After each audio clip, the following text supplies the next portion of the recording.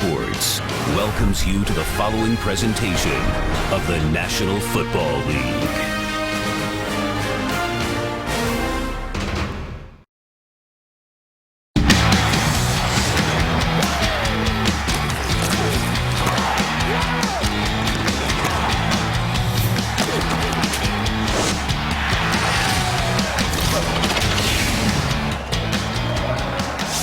Teams ready to go at each other. Tampa Bay and the Giants for more before kickoff. Let's go down to the field and Pam Oliver.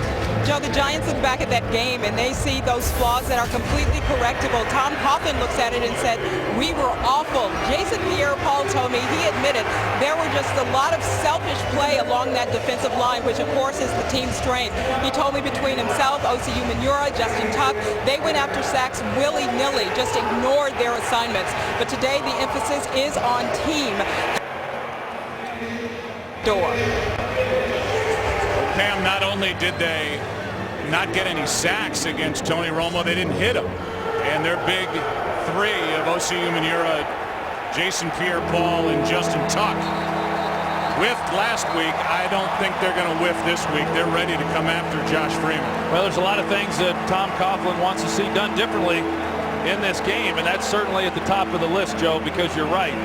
But you come in and play the New York Giants, and you've got to account for those three pass rushers, and last week they were a non-factor. Let's talk Tampa Bay. You came out of last week's game. I know you spent some time down in Tampa Bay during camp in preparation for these next 2 weeks. We've got him at Dallas next week, and you're really impressed with his first-year head coach. Well, I am. I think he's very set in how he wants things done. He went old school at training camp this year. You don't see that from many coaches around the league.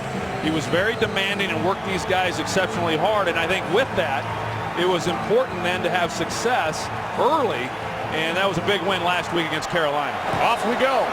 Glad you're with us. It'll be the rookie, David Wilson, from inside the end zone.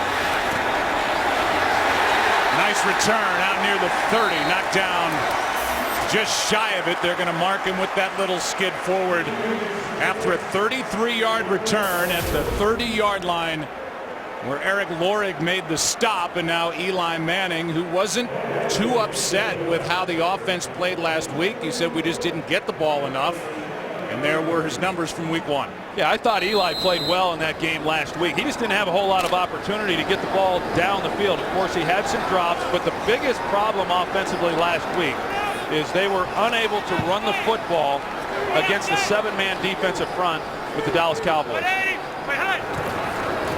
Quick setup and throw, and right out of the gate, it's Hakeem Nicks, good for 8. Look at impact players for the Giants and realize that Hakeem Nicks is kind of on that Plaxico Burress practice list this year. He's only practicing on Thursdays, still coming off that broken right foot. Yeah, you know, I had a chance to visit with him down on the field before the game. He says he feels pretty good, but, you know, he's not 100%. And usually those type of injuries, they never really do quite heal. He's at the top of the screen. Manning was looking that way and now throws that way. The pass is caught. That's Nicks, wrestled down inside the 25 by Talib. 40 yards on the second play from scrimmage. Well, that's just Eli Manning giving his man Hakeem Nicks an opportunity to make a play. Aqib Talib, he's in coverage. The Giants come into this game expecting Tampa Bay to commit defensively to stopping the run. On that particular play, however, Tampa Bay was playing coverage, but they were still isolated on the outside, and Eli is able to lay one up, and Hakeem goes after it. At 4 catches week 1, he's already 2 for 2. First run of the day, it's Bradshaw. And Ahmad Bradshaw takes it inside the 20 to the 19. Look at the defense for Tampa Bay, and there's a familiar face. Rondé Barber, who last week made his 200th start at cornerback, but he's joined by Gerald McCoy, who's finished the last 2 years on IR, and then 2 rookies. They've got 2 rookie starters on defense, and they love their rookie running back, Doug Martin, on offense. Well, you call them what you want, but all 3 of those guys did not look like rookies last week. I'm going to call them rookies. Okay. On second down, Manning wide open, and that's the rookie David Wilson. who was known in college as somebody who had trouble with ball security at Virginia Tech. Last week in his second carry against Dallas, put it on the ground. That was it, and this one right through his hands. Well, he's got a package of plays on early downs. First and second downs, you're going to see him in the game, but they're going to be specific things they're asking him to do. You'd expect a young player to come in and maybe touch the ball by carrying it. That time they spread him into the formation, he just has a drop. Eli saw 3 of those last week from Victor Cruz. Manning, end zone, fight for the ball, and for Hakeem Nicks, it's broken up by Talib, and this time Talib equal to the task, knocked it away, and it'll be 4th down. Well, you're going to see the safety here. He's going to work to the middle, and once that happens, Eli Manning knows then he's one-on-one on the outside. You got a corner up and bump and Aqib Talib. He's going to try to go back to Hakeem Nicks, who he's already beaten. And that's just an outstanding play by the cornerback Aqib Talib. 37-yard drive by Tynes. And he is able to draw it in. First points off the first possession. They belong to the Giants. Now we'll see the Tampa Bay offense down 3-0.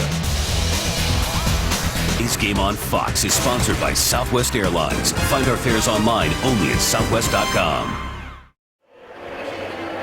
It's like our little NFL on Fox Flat Stanley. Where's it going to show up? Shows up by the Flatiron Building in Manhattan, and we are across the river in Jersey. And glad you're with us on Fox as the Giants went down the field, got the first points of the day, and now Aurelius Ben waits for the kickoff. Michael Smith, who returned kicks last week, not active today. So Ben gets a crack at it. He will bring it out. And he lost the football. Knocked out by Adrian Tracy, and we'll see who comes away with it. Tampa Bay. So Ben getting a chance to return a kick. Tracy knocked it out, and Tampa Bay able to get back on top of it. Right there, 98, Adrian Tracy. He comes in and just put his helmet right on the ball. Knocked it out. Big break there for Tampa Bay to be able to recover that and not give the Giants the short field.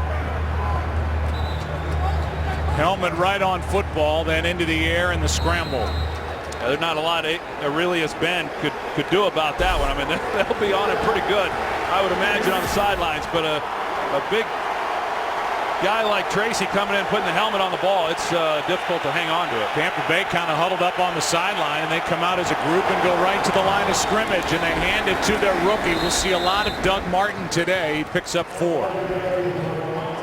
Take a look at the key new additions on offense for Tampa Bay. Not only do they have the rookie running back, but they've added Vincent Jackson. They have Dallas Clark, and they bring in Carl Nicks, maybe the best offensive lineman, certainly one of them in the NFL, and they take him away from a division rival, the New Orleans Saints. Yeah, good on both fronts if you're for Tampa Bay, but I think some of the moves that they made in the offseason, some of these veteran players, Nicks, as you mentioned, being some really key guys and good players. Kiwanuka coming on a blitz, and this one complete to Williams. He's got a first down as he goes around Corey Webster, who had a rough week against the Dallas Cowboys on that opening Wednesday night, and that last completion good for 11. And we look at the big 3 names up front that typically get pressure and hits. They went over against Tony Romo. Well, I think the most disappointing thing was, yes, they did not get enough pressure, but more importantly, they were undisciplined in their rush lanes. And so 2 of the touchdowns that Romo had last week were from him getting outside the pocket with there being no containment. They played very undisciplined along the defensive front in that loss. On first down, play action from Freeman. He's going to air it out, looking for Jackson, and the big receiver hauls it in. Vincent Jackson knocked down at the 31 by Corey Webster. Good for 41. Well, they go after the big play guy and Vincent Jackson, but the safety has got to be able to get over the top. There's nobody threatening down the field, down the middle, and so because there's nobody there, and there's only one guy streaking up the sidelines, Antrell Roll has got to be able to make that play and give some help. Now, Corey Webster, he's responsible one-on-one on Vincent Jackson and likely will be throughout this game. Vincent Jackson has averaged over 17 yards a catch throughout his career. That is the best average among active receivers. Wilson started to run before he made the catch. That is not a lateral. So it's just an incomplete pass. Doug Martin could not haul it in. That's a good start right here for Tampa Bay offensively, because last week, think about what Greg Schiano wants to do within this offense and within his defense. He wants to play great defense. They want to run the ball offensively.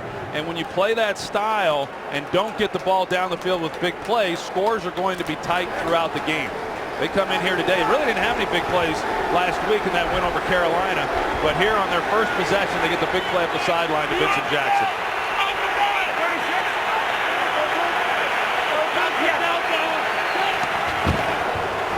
On 2nd and 10. Martin over the right side, climbs across a body, picks up 3. Jason Pierre-Paul, the first one to hit him. It'll be 3rd down and 7. Yeah, I thought Doug Martin, you mentioned him being a rookie in his first NFL start last week, and you see 24 carries, and then he had 4 receptions as well. That's a pretty good workload for a guy in his first NFL start. But he's not real tall. He's listed at 5'9". Josh Freeman says 5'7" if he's lucky, but he is pretty well built. He's a big muscled up guy, and so he can take a pounding. But he had to earn every yard he got last week. 3rd and 7.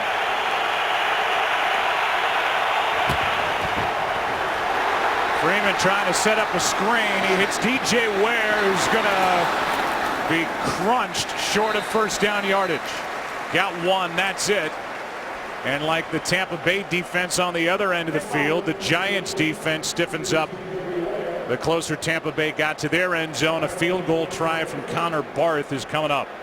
Yeah, good job defensively there by the Giants, stopping this drive and then forcing them to attempt a field goal. But I think Tampa Bay's, the fact that they were able to recover the fumble, first of all, off the kickoff return, but then to be able to move the ball and try to answer back on that 3 points that the Giants had is big.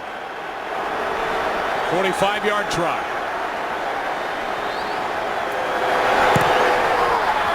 And absolutely splits the uprights.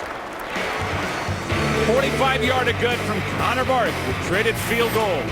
Tied at 3 in Jersey. Today's game on Fox is sponsored by Bud Light, the official beer of NFL fans. Here we go. We'll get into the kind of offseason that Mark Dominic, the young general manager of the Tampa Bay Buccaneers, had. One of the best across the NFL with the new head coach, with the draft that they had, trading back into the 1st round to get the running back they wanted, Doug Martin, before the Giants drafted, and they were left with David Wilson. And then bringing in the big money players, the free agents. Here's a line drive kick to Martellus Bennett. And Marty B, as he's known, is out of bounds at the 30. A big catch on each side. First it was Hakeem Nicks for the Giants. Vincent Jackson for the Bucs. But each team had to settle for 3. This game is sponsored by Lexus, introducing a stunning work of technology, the entirely new Lexus ES by AT&T, the nation's largest 4G network. AT&T, rethink possible. And by Geico, 15 minutes could save you 15% or more on car insurance. One of the better tailgating scenes you'll see anywhere in the NFL is here at the Meadowlands. That's what's happened so far. 6 offensive plays for Tampa Bay, 5 for Eli Manning and the Giants. 3-3 game. 2nd possession starting at the 31.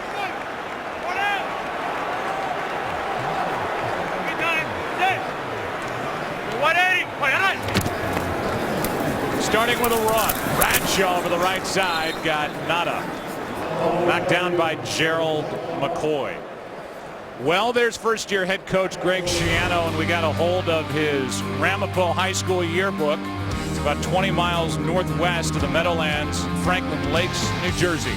So he's a Jersey guy, became the head coach of Rutgers football team in New Brunswick, New Jersey in 2001. He was there through last season, and Now he's in the NFL. Really turned that program around and coached some big names that have come into the National Football League. Maybe the biggest, Ray Rice. As Manning fires, he's got Victor Cruz. No drop this time. He's got a first down. Good for 16. As he found a hole in the secondary of the Tampa Bay Buccaneers. I think Victor Cruz was one of the guys who was probably not real happy that there was going to be so much time off between their last game last Wednesday against Dallas and then this game here today, because he did have a tough outing there week 1, but he's able to redeem himself with watching him out there before the game running some routes and really purposely watching the ball all the way into his hands. I think that was the biggest thing that hurt him last week, was just taking his eyes off it as it was coming in. Little jab step left by the rookie Wilson. Then he took off to his right, picks up 5 to leave on the stop. And here's Kurt Menefee with a game break. Well, the big divisional matchup is both the Saints and Panthers try to avoid 0-2 starts. New Orleans off to the quick start in this game. Jimmy Graham, 1-yard touchdown reception from Drew Brees. 7-0 New Orleans scores on their first possession. Joe Troy and fans. How about some more detail about Drew Brees? 45th straight game with a touchdown pass. Go to foxsports.com and learn more about that game, certainly. Second down and 5. Manning, sideline, a lot of hand checking, no flag. Nicks the intended receiver, and he's working on Talib again. Well, there's a little contact there on the outside because of Aqib Talib coming up and pressing Hakeem Nicks. You see the contact up to 5 yards. I think it was a good non-call there.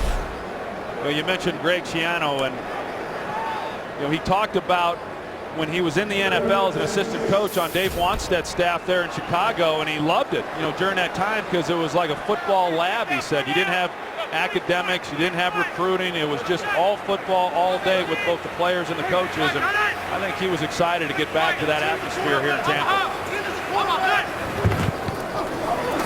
Manning, pocket collapsing, there's Cruz. Great move. Still going. And he's got something to prove today as he's wrestled down at the 29. A completion and run of 20. Well, you got Cruz in the slot. A good move right there on Eric Wright. You're going to see a hit on Eli Manning right in the middle of the pocket as he's trying to step up. You got Michael Bennett. 2 guys on the inside were able to get pressure on Eli Manning, but an outstanding route by Victor Cruz, setting up Eric Wright to the outside, making him think he's going to try to go around him, and then sticking it, getting to the inside. Showing great strength and balance on that run after the catch. Here's Bradshaw. Middle of the field wide open, and Ahmad Bradshaw's got another Giants first down inside the 20 to the 17. A 12-yard run. You're going to see a double team with Boss here and in the middle, and then going up to the linebacker level, Booth and Boss, and they do a good job then of creating a running lane for Ahmad Bradshaw, and then he knifes his way through. That's one of the few openings that Ahmad Bradshaw has seen here in the first 5 quarters of the 2012 season, but a good job up front. Tampa Bay was last defending the run last year. They allowed only 10 rushing yards against Carolina last week. And here is David Wilson, and Wilson gets 1. The guy who is still getting some pressure, though, is Gerald McCoy for Tampa Bay, and he's an excellent player, and he's got tremendous talent. The problem has just been keeping him healthy. But Joe, when we visited Tampa Bay back this summer at training camp, every coach we talked to said the key to our defense is going to be Gerald McCoy and keeping him healthy. If he's healthy, he's going to be dominant. He's been in the backfield here in this game, had a great game last week, but they're using some of his aggressiveness against him here on this drive. Second down and 9. Pass to Hickson. And a flag comes in on the hit, I believe, as Hickson had his helmet taken off. A 12-yard completion and a late flag. Looked like it might be called on Mason Foster. As Hickson was going to the ground, Foster's going to come in to try to finish him off. And there's the helmet to helmet. Jim Core is our referee today. And that hit. Personal foul. 59, defense. Unnecessary roughness. seconds to the goal. Automatic first down.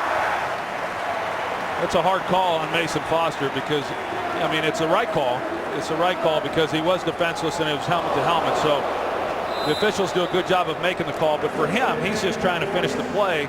And, you know, how you know exactly where the helmet's going to be, I don't think he was intentionally trying to go helmet to helmet. So first down and goal.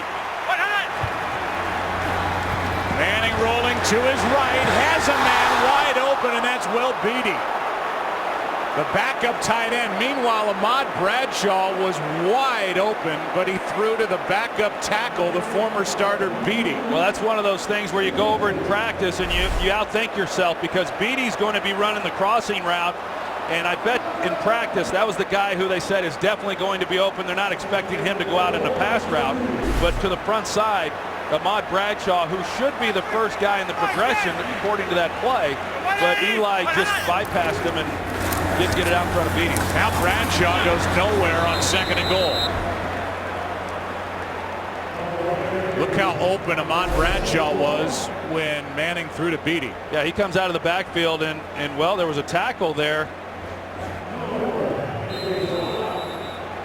Looked like the guy who was going to be in coverage on Ahmad Bradshaw was Dakota Watson, and the Giants got away with tackling him. Now David Deal is down. Starting right tackle. They'll look at him. We'll take a break. David Deal able to get up and walk off the field. He got his legs caught in a pileup at the line of scrimmage. Looking at his right knee, right ankle. Jim Cordell comes in. It's third and goal. And movement on the left side. Will Beatty, who missed on the touchdown catch, guilty. False start, 65. 5 yards, still third down.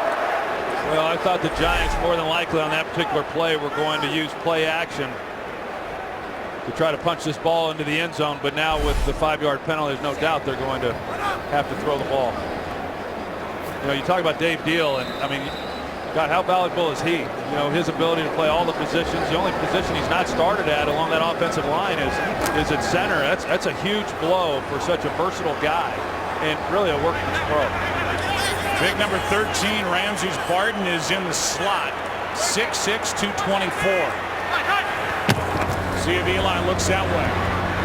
He fires, and it's off the hands of Martellus Bennett. Another drop hurts the Giants. This time it's Martellus Bennett. And instead of a touchdown, it's another field goal try. That's 3 Giant drops already. Well, it's a good route, really, by Martellus Bennett. He runs a stick route, and then he's going to go to the goalpost, but he comes back out of it because that's a route they run very often. So he got separation. He's just unable to make the catch.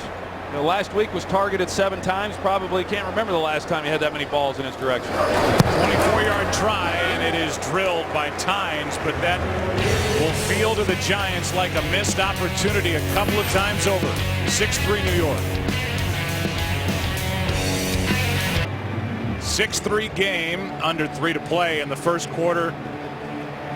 Week 2 around the NFL.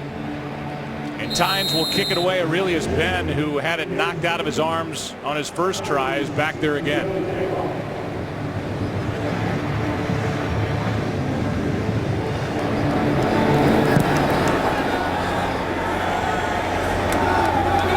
And from about 1.5 yards deep in the end zone, Ben tries it again, and he is knocked down by Herzlich. A 20-yard return, and let's go back to that injury. Number 66, David Deal. It gets rolled up right there. Initially, it looked to me like it might have been the ankle, but it also looked like they were checking out his knee. So there's something obviously with his leg, but he just went into the locker room to get all that X-ray. He's walking in, which is, you know, oftentimes a good sign. Sometimes with knee injuries, my experience in having teammates with those types of things, that I've seen guys with complete reconstructions and they've walked off the field like that. So you never can tell, but he's a valuable part of that offensive line. And obviously they're hopeful it's not too serious. So now Freeman back to work. Josh, who took a step backward last season, hits Lorig. And the former defensive end and tight end, now fullback, is good for 8. Yeah, and Eric Lorig is going to get a lot of playing time in this game. Probably between these two teams, they probably use the fullback more than any other teams in the National Football League. Even last week with Tampa Bay, a lot of fullback formations and a lot of 2 tight end packages and things you used to see back in the mid-'80s to early '90s. But Tampa Bay, they're old school in how they approach it offensively. 2nd down and 2, and it's Preston Parker on an end around. He's got a 1st down. So a little misdirection, a gain of 7. Let's go to Curtin for a game break. Well, the Ravens have bounced back to even the score against the Eagles. Vontae Lees, the fullback, with a 5-yard score, tying it at 7. Lots of pushing and shoving on both sides of the football from both these teams. There's no real surprise, Joe and Troy. One of those 2 teams will come out of that game 2-0. Baltimore took care of Cincinnati. Philadelphia just had enough to beat Cleveland week 1.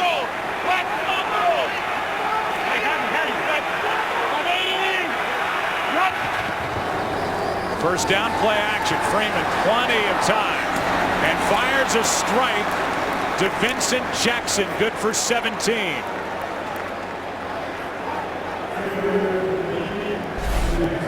Chase Blackburn right here, number 93. You're going to see the play action and what it does to him.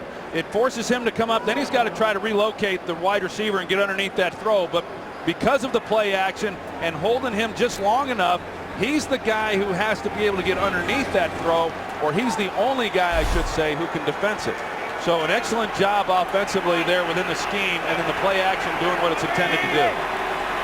That last one good for 17. Vincent's got a 41-yarder. Now they go again. Out of his reach and incomplete. Well behind the defender, Corey Webster. And Freeman just led him too much. I'm sure Josh Freeman's probably a little bit surprised that he was actually able to overthrow Vincent Jackson here, because he had a step on him. And Vincent Jackson has excellent speed and a ball that, he's just unable to haul in. He gave it all his effort, and I know they're sure excited about him in Tampa Bay, and they talk about the leader that he has been, both on the field as well as in the locker room. One of the hardest working guys in the entire league. They're all coming from the Giants, and down goes Freeman. Chase Blackburn, the middle linebacker, a sack, a loss of 6.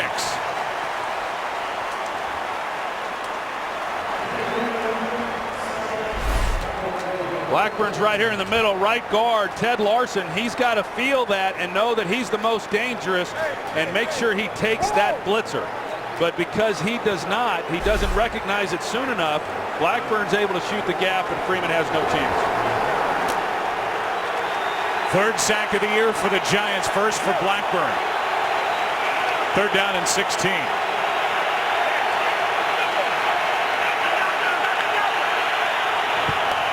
Just got the play away, and DJ Ware, the former Giant, to midfield. That's it. Tuck on the tackle. It's 4th down. So that sack changed that drive dramatically. A run of 6 yards by DJ Ware. First quarter will come to a close, and when we open the second quarter, it'll be a punt from the Tampa Bay Buccaneers. 6-3 Giants back after this. Fox NFL Sunday continues after this from your local Fox station. Defense will take a rest as the Tampa Bay Bucs will punt it. Ruben Randall, the rookie, is waiting for it from Michael Kanan.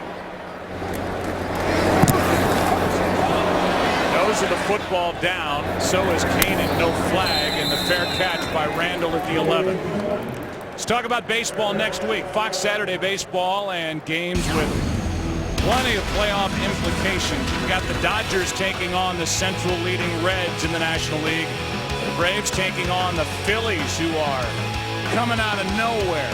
Only 3 games back at the start of the day in the wild card race. The Twins take on the Tigers. Fox Saturday Baseball returns this week, 3:30 Eastern, 12:30 Pacific, and Tuck almost got the ball, then banged into the body of Kanan, who did some acting, and Jim Core, who was back there, the referee didn't buy it. No flag. Keenan will be getting in the hot tub tonight. Oh, yeah.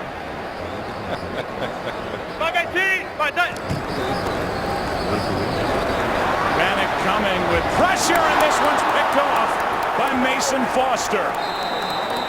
The middle linebacker got back there, and Foster comes away with the third interception for this Tampa Bay defense.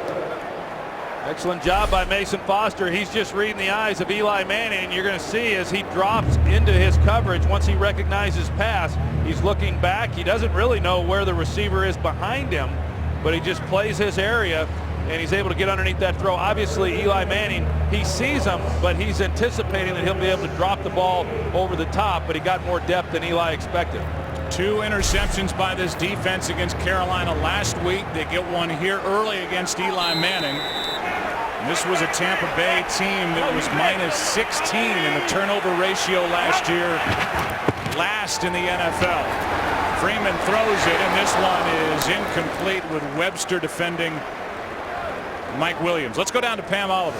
Well, Joe, the Giants medical staff immediately knew something was wrong when they examined David Deal's right knee. After manipulating it for a while, they decided Deal's day was over, and we just got word wideout Dominic Hickson is in the locker room. He's getting looked at for a head injury. Back to you. Yeah, on that hit that he got from Mason Foster down near the end zone, it drew a flag. It was a short penalty as it turned out, and now they're looking at Hickson. 2nd and 10.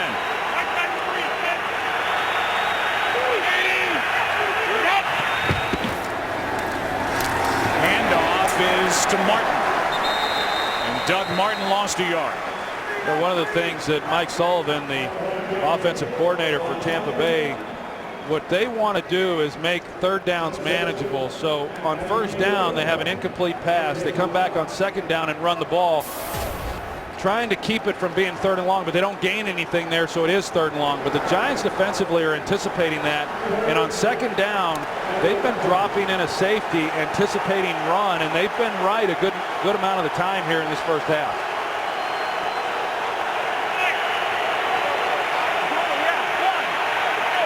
Jaron Hosley, a rookie cornerback, in the lineup. This one for Jackson. He makes the catch and has a touchdown.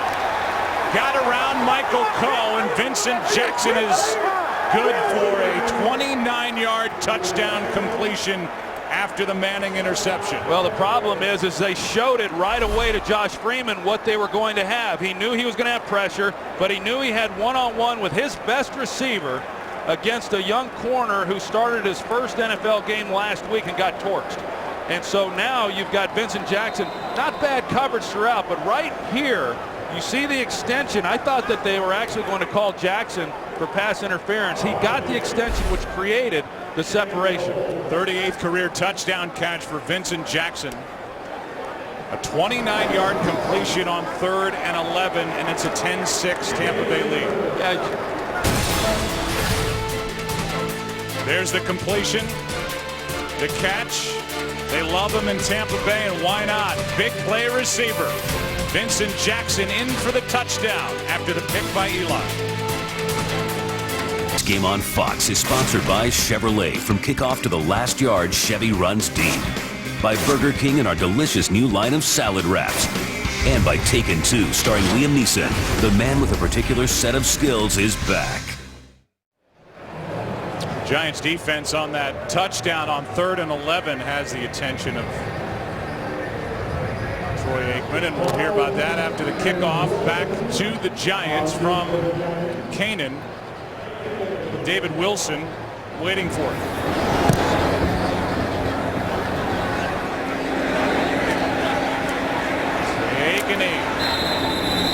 Let's go back to the interception first, and we'll get to the touchdown. Yeah, obviously this was how it was all set up. You're going to see number 59, Mason Foster, who just does a really nice job in his coverage lane and makes the interception. But going back to the touchdown here, 3rd and 11, and Perry Fuel did not do Michael Coe any favors by locking him up man-to-man, no help, against the best receiver for the Tampa Bay Buccaneers, and that being Vincent Jackson, and a guy who can't be playing with a great deal of confidence because of the way the Cowboys went after him. 3rd and 11, I thought they could have protected him a little bit more, but I just think that was a poor defensive call and put a player in a real poor position to have success. And a great throw backpedaling from Freeman. Big hit. They are flying up front with this Tampa Bay defense. First guy there was Bennett as he ran in to Ahmad Bradshaw. No gain. Pretty good up along that defensive front, and Michael Bennett is a really good player. He's solid in all areas. He does a nice job of rushing the passer and good in the run game as well. Of course, he's the brother of tight end Martellus Bennett. But that defensive front with him and Gerald McCoy and then Adrian Claiborne, that's a pretty formidable group up front. Andre Brown is in at tailback. Bennett with pressure, and the pass is caught by Cruz. Good throw by Eli Manning, and that's good for 12 and a first down. Good coverage by Eric Wright, but just an excellent throw. And at the top of the route, Victor Cruz, once he gets up to the top of the route, as he works back down the line of scrimmage, he comes back through the football. And so because of the throw, it makes him come back down the line. But Victor Cruz goes and attacks the ball, and that's the difference between a completion and a defensive back getting his hand on it. Third catch for Victor Cruz. He had 6 in week 1. Quick throw, and this one is knocked away from Nix. Talib is there again, and those two have been matched up all day long. This Tampa Bay defense has been, really impressive in the early going of this season. When you think about how bad they were last year, and I know we had a game of theirs last season, I thought it was one of the worst defensive efforts that I had seen. Poor tackling, poor effort. And then you put on the film from last week against Carolina, a good running team, and they just dominated that Carolina Panther offense. And the linebackers were the area that Greg Schiano really wanted to see some improvement. Having been an all-conference linebacker at Bucknell University himself, you can bet that he watches that position with a pretty sharp eye, and they played well. Handoff is to Hynoski. Big fullback out to the 35. Third down coming up. And the Tampa Bay fans out there that think about those great years that they had, when Monty Kiffin was the defensive coordinator and John Lynch playing safety, and of course Derek Brooks and then Warren Sapp. This defense kind of has the makings of that, a little different style, but when they bring in Mark Barron and Levante David, the two rookies, and then of course Gerald McCoy, I mean, they've got great players. These guys are young, but they got solid players at each level that could mature to be great players.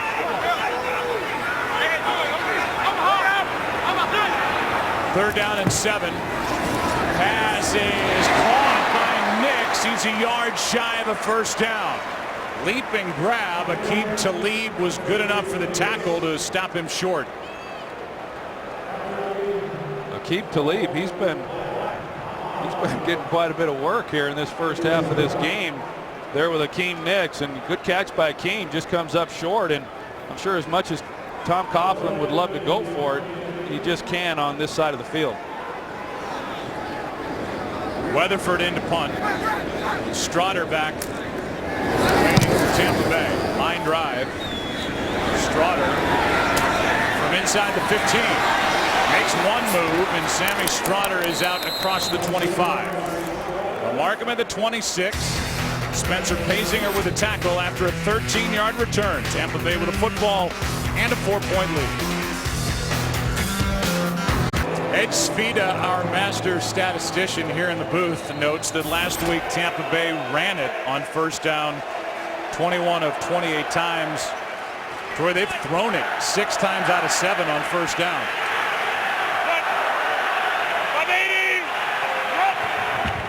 From the 25, they run it this time, and they run it with Doug Martin. He spins forward for 2.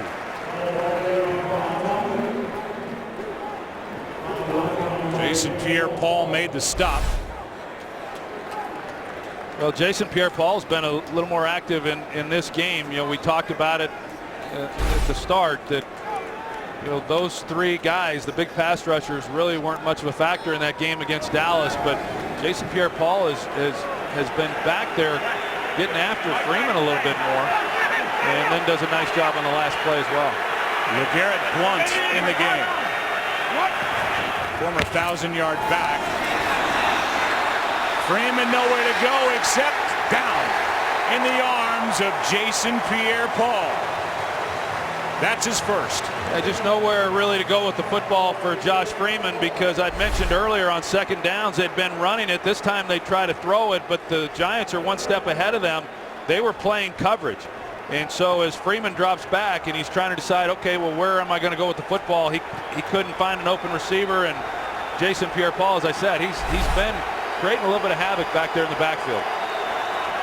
He had 16.5 sacks last year. He gets his first, and now it's 3rd and 16. I'd expect something real conservative here by Mike Sullivan, backed up 3rd and long.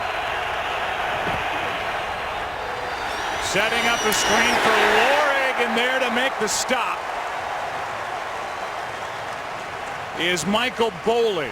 Yeah, they were anticipating that. If you think back to the last 3rd and long that they had, not the 3rd and 11 shot up the sideline, but on a one that was 3rd and longer than that, they ran a draw.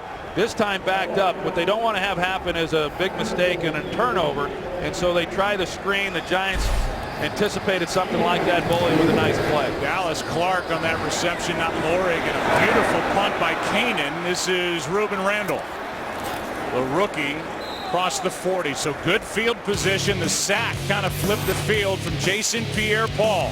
Eli back to work, down by 4. Today's game on Fox is sponsored by Chevrolet. From kickoff to the last yard, Chevy runs deep.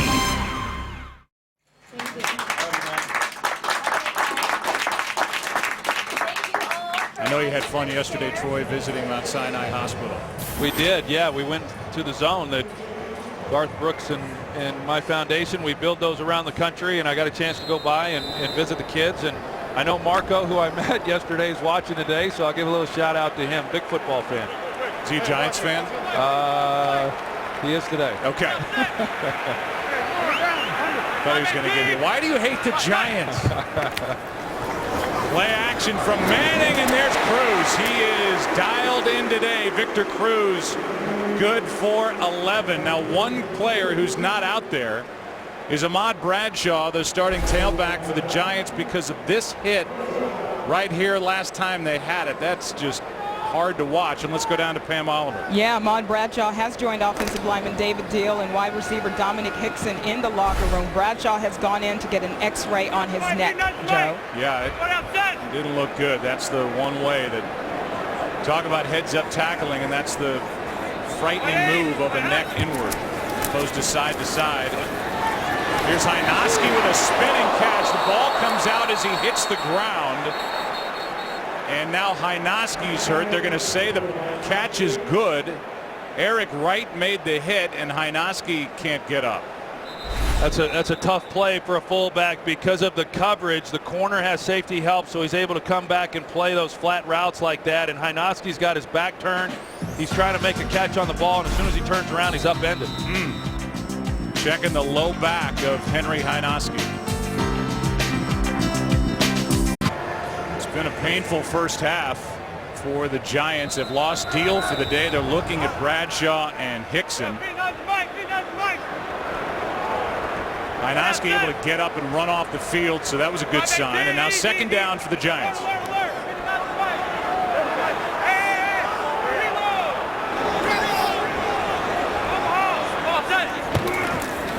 Delayed handoff to Andre Brown. And Andre Brown lost a yard. Levante David, the rookie, was there to meet him, and you can hear all that stuff, Troy, going on at the line of scrimmage. A lot of that because of the familiarity Tampa Bay has with their signals. Well, you see what's happening right here. It's a little cat and mouse game going on with Eli Manning and these safeties, and they don't know which one's going to drop down and go single high. Eli's expecting them to do that. Then they go to the cover two, the two deep safeties, and so Eli checks to the running play. Now, all of that doesn't mean anything if you don't block the interior defensive line, which the Giants failed to do, and so they get nothing out of the play, even though Eli put them in the best play possible. 3rd down and 6. Nice pocket for Manning, and he overthrows Victor Cruz. Picked off and back the other way.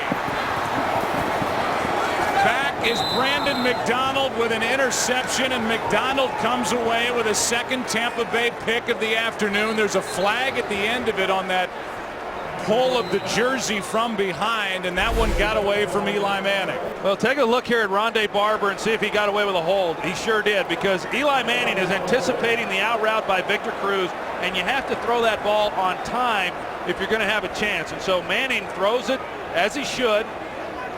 Cruz is trying to come out of that route, but he's unable to, and the Tampa Bay Buccaneers got away with one there. The official doesn't see it.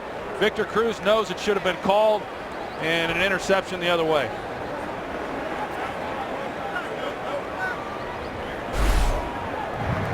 During the return, personal foul, horse collar, 35.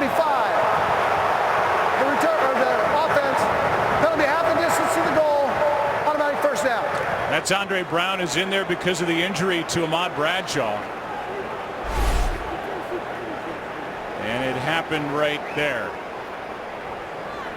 Meanwhile, Brandon McDonald, who gets his first pick, stayed on his feet for a couple of extra yards. It was a 41-yard return, plus 13 on the penalty, so 54 yards back the other way, and already leading by 4. Tampa Bay takes over with a first down inside the Giants 15. Well, this is the game that Greg Schiano wants to play. You know, he wants to play good defense. He wants to win the turnover battle. Right now, they don't have a turnover. Giants have 2. Handoff is to Martin. And Martin goes right up the middle for 5.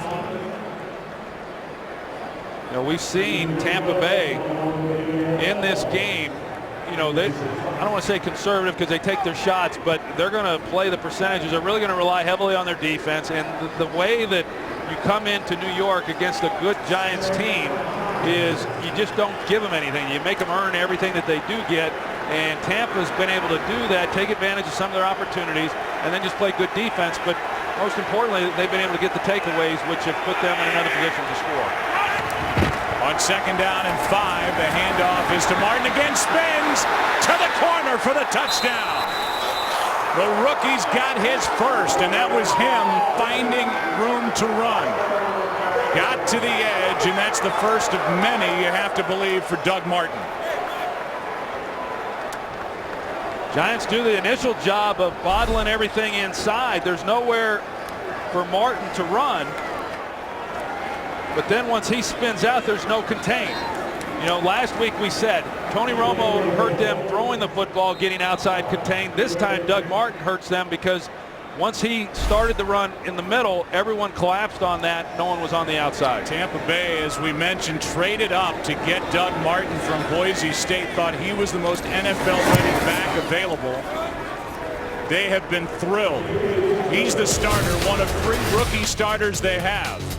And after the interception by Eli Manning into the arms of Brandon McDonald, an 8-yard touchdown from Doug Martin, 17-6 Bucs. Greg Schiano, the first-year head coach of the Tampa Bay Buccaneers, even though he's from New Jersey, he's back in New Jersey, a couple of stops along the New Jersey Turnpike. He said, I'm going back for a business trip. This is not something where I'm going to go back and see family and friends. I'm going there to work, and he has his team prepared for this road test against the New York Giants, the Super Bowl champion Giants, and they're up by 11. There's no confusing what he's here for. I mean, he's all business, I think, all the time. And you know, while he was there at Rutgers, he coordinated the defense some of the time during that 11-year period. And prior to this kickoff here in the break, he was over on the sideline talking to Mark Barron and Eric Wright, Lavonte David, and he was giving them some instructions on what he believes they can expect to see on this next possession by the Giants. Which will start at the 20. It has been a painful and at times frustrating first half for the Giants. Plenty of miscues. That was for Will Beatty. That was Will Beatty moving early near the end zone, backed him up. Martellus Bennett missed what could have been a touchdown catch. 2 picks by Eli Manning, who came into this game with no interceptions over his last 144 passes, the longest streak without an interception of his career. And the Buccaneers have turned both Manning interceptions into touchdowns.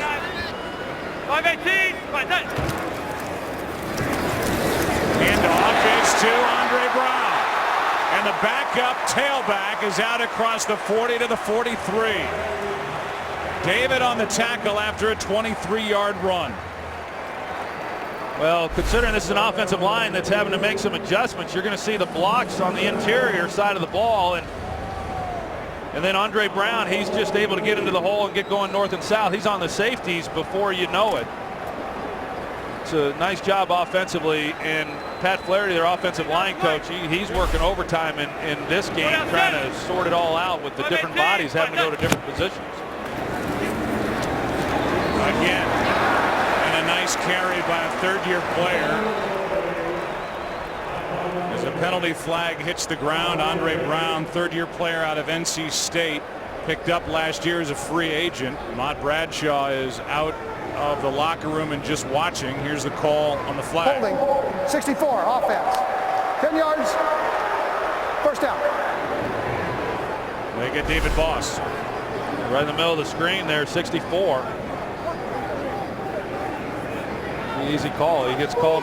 Roy Miller is the guy who he's holding, and really didn't have to. I mean, if he just got his body there, considering where Brown was going with the ball, could have just shielded him. Meanwhile, for Tampa Bay, their second-round pick Levante David out of Nebraska came off the field with his arm hanging. They're looking at him on the sideline.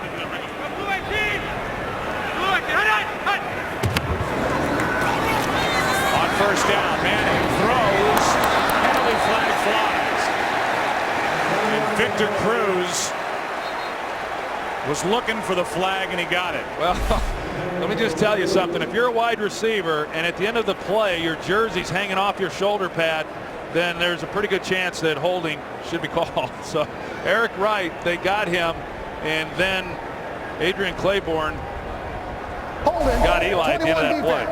5 yards previous spot, automatic first down. Big part of that is obviously the automatic first down after the hold by Boss. So the Giants get to start fresh with the ball at their own 38. First and 10, down by 11, just over 5 to go in the half. Each side with all 3 of their timeouts remaining. Quick snap. Andre Brown with a nice run on first down, gets 5. I like what I've seen from Andre Brown. He's making the most so far, at least, of the carries that he's gotten. He's hitting them right in the middle, within the interior part of that offensive line, and he's got some nice yardage. Second down and 5.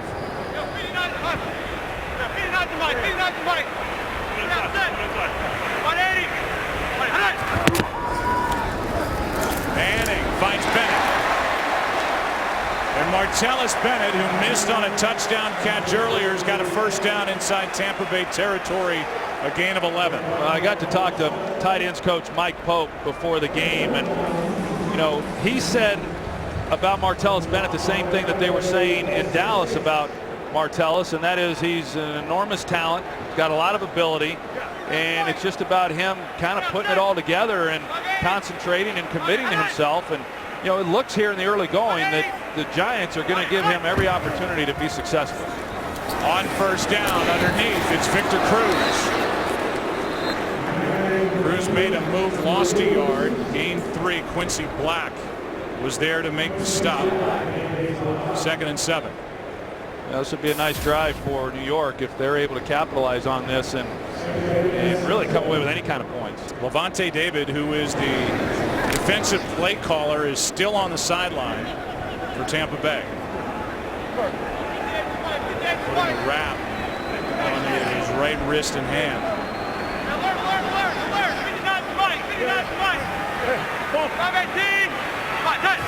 Second and 7. Here come the Bucs. Pass is caught. Big tackle on Victor Cruz as Mark Barron.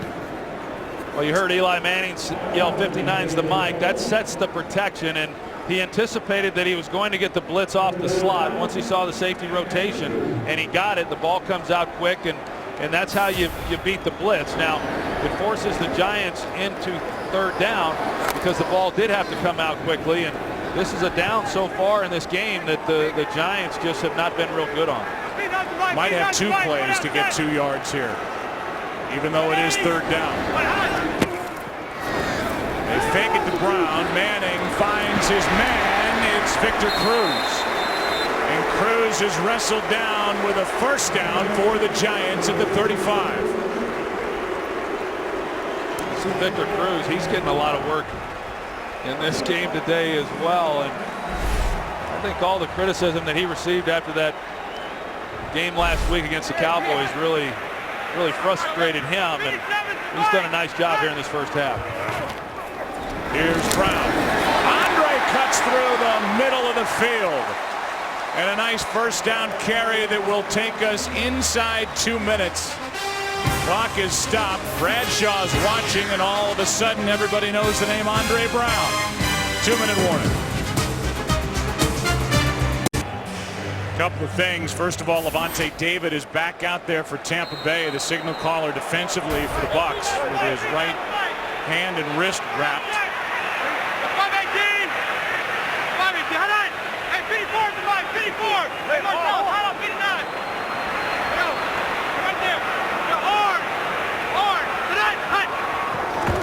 Penalty flag could be a free play, and it's a big play.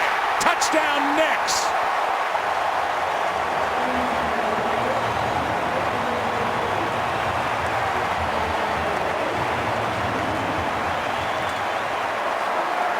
It's against Tampa Bay. The touchdown will stand as Hakeem Nicks, who had 7 last year, gets his 1st of 2012.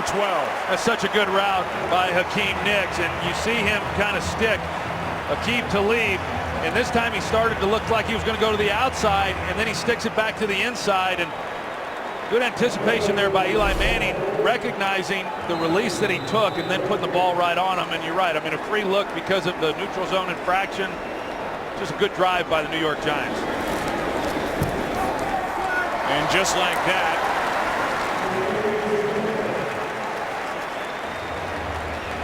it's a 4-point game, 17-13, with 1:54 left in the half.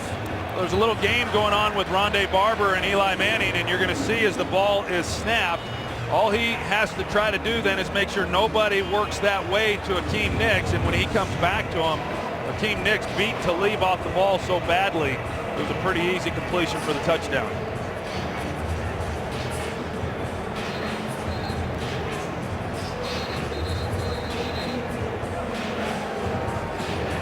Eli Manning, who has thrown 2 interceptions, now has that touchdown pass, and he found his big target, Hakeem Nicks. I think one thing that's obvious so far here today is 1-0 Tampa Bay. They're a different ball club than they were a year ago, and they're giving the Giants so far all they can handle. Yeah, and I mean, you can tell they're well coached, and they're pretty disciplined, and they're not going to give up anything easy, and so you've got to earn it all. And if you're not turning the ball over, and then you're the Giants, and you are, then it's going to make for a tough afternoon. But it was a good job by the Giants. They really needed the touchdown there. I mean, they've gotten down there a couple of times now, and last week they failed to score. This week they got down there and they failed to come away with the touchdown as well. That was a nice way to finish a pretty good drive there before the end of the half. Andre Brown was a big part of it, a guy who before today had just 2 career rushing attempts with Denver in 2010. Here's Aurelius Benton. He is out to the 22. So what's coming up? We all want to know. Let's go to Curtin. All right, coming up on the Visa Halftime Report, we'll put the guys back to work as we get ready for highlights from a busy Week 2 in the NFL, including Michael Vick and the Eagles hosting Baltimore in a game that's featured a lot of scuffles. Plus, Ryan Tannehill gets his first NFL touchdown. You'll be surprised how it happens. Hey, did you see that box that Glazer was standing on there earlier in the pregame, huh? Bradshaw did a nice job of pointing that out, didn't he? Yeah, well, imagine that. I saw the look of disdain Howie had for Kurt interrupting his game watching. I'm sure he's watching his son Chris. I wonder if Jimmy's having any nachos today. He had a big plate of nachos yesterday, I guess. Starting at their own 22. Handoff is to Martin. Jason Pierre-Paul wraps him up. A gain of 1. Well, we'll see what the Giants are able to do defensively, and probably more importantly how Tampa Bay is going to handle this backed up, because I think Greg Schiano's got to feel pretty good about where they're at right now in the first half, 17-13. I think right now he's just focused on not giving the ball back to the Giants. See what happens on second down. Incomplete. Preston Parker, the closest one to it, and there was miscommunication between Parker and Josh Freeman. Fox tomorrow presents a gripping new series critics call a mix of ER and 24. See why this isn't your regular medical drama. Dr. Grace Devlin is devoted to medicine but indebted to the mob. Don't miss the new series The Mob Doctor, premiering tomorrow at 9 Eastern, 8 Central on Fox. I'll tell you, Joe, we're showing that the Giants still have 3 timeouts, and this is a big third down right here for Tampa Bay. I mean, if they do not convert this third down, they're going to give the ball to the Giants with a lot of time, considering they have all their timeouts now. Freeman steps up and just gets rid of it. And the Giants defense does exactly what it needed to do, and it's Jason Pierre-Paul yet again. Yeah, surprises me a little bit what Tampa Bay did on this possession offensively, and you know, they just continue to play. Tuck, they run a loop up front. Tuck contains them on the outside, and then Jason Pierre-Paul's there to finish it up. But they don't even have to burn a timeout on that possession. They're going to get the ball back with all 3 timeouts, a lifetime for Eli Manning to operate to come away with even more points here before the half. It's Ruben Randall waiting deep. Keenan is a good one. From inside the 25, Randall. Big run back. Kane's in his way. A penalty flag flies. Actually 2 are down on the field. 53-yard punt. Randall took it back the other way. 47 yards, but there are 2 flags down.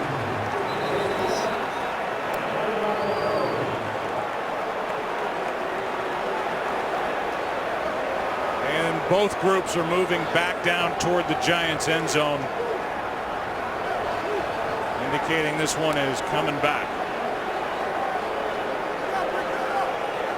Here's the call. 2 fouls on the return team. Holding. 98. That penalty decline. Legal block in the back. Number 57. Return team penalty penalized 10 yards from a spot of foul. First down. That's Jaquan Williams. And it erases a punt return by the rookie Ruben Randall of almost 50 yards.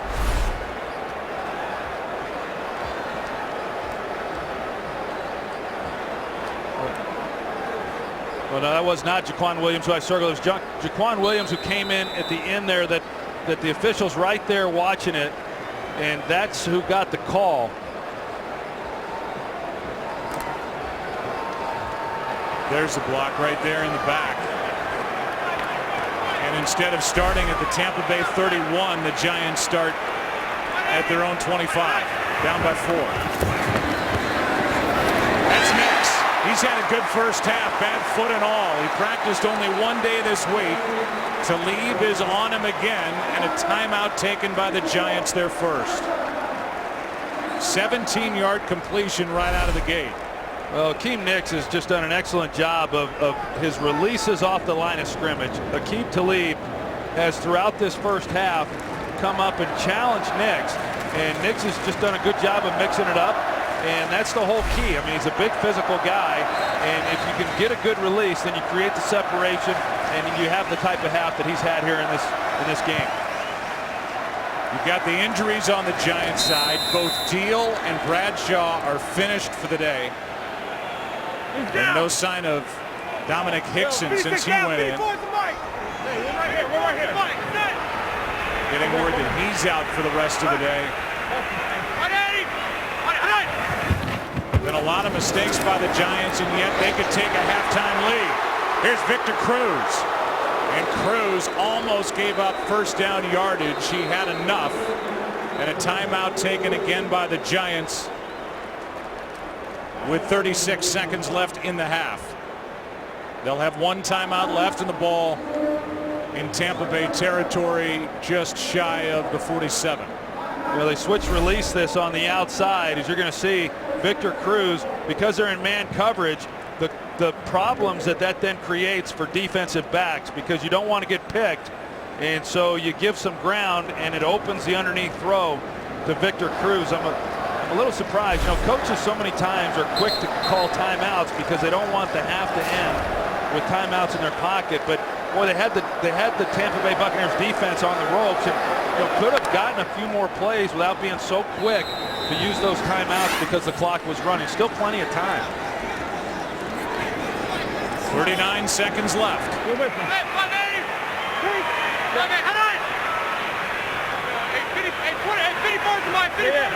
guys got to come here.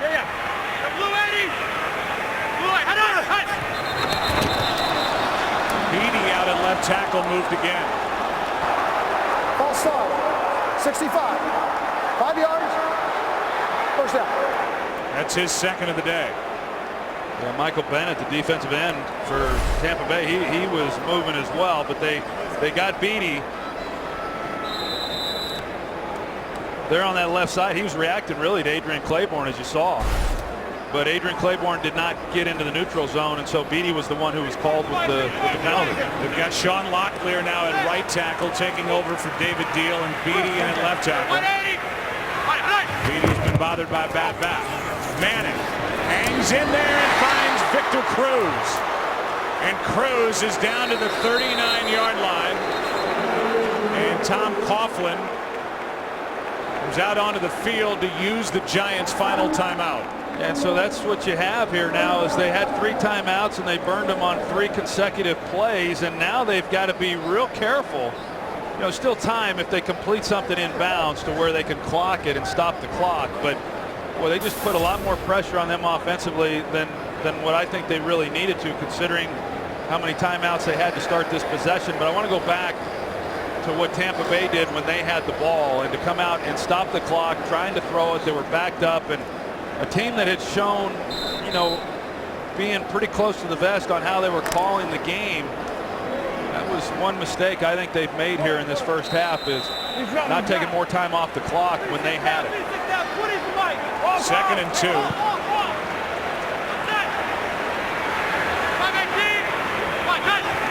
In case you're wondering, it would be a 57-yard field goal from here. That's Barton off his hands. Now it's 3rd down and 2. 23 seconds left, and Eli blames himself for that throw. No, it was an excellent route by Barton, and he got in that hole that's created when you've got the 2 deep safeties, and it was just you can see as it came out of Eli's hand that just a ball that got away from him. Mentioned last time, Barton 6'6", 224, but that one too high now, 3rd and 2.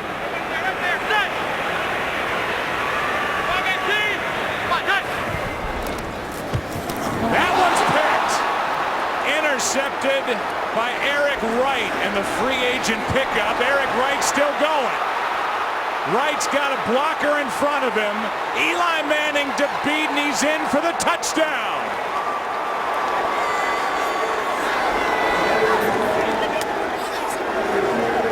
A 3-interception first half for Eli Manning, and this one a pick 6.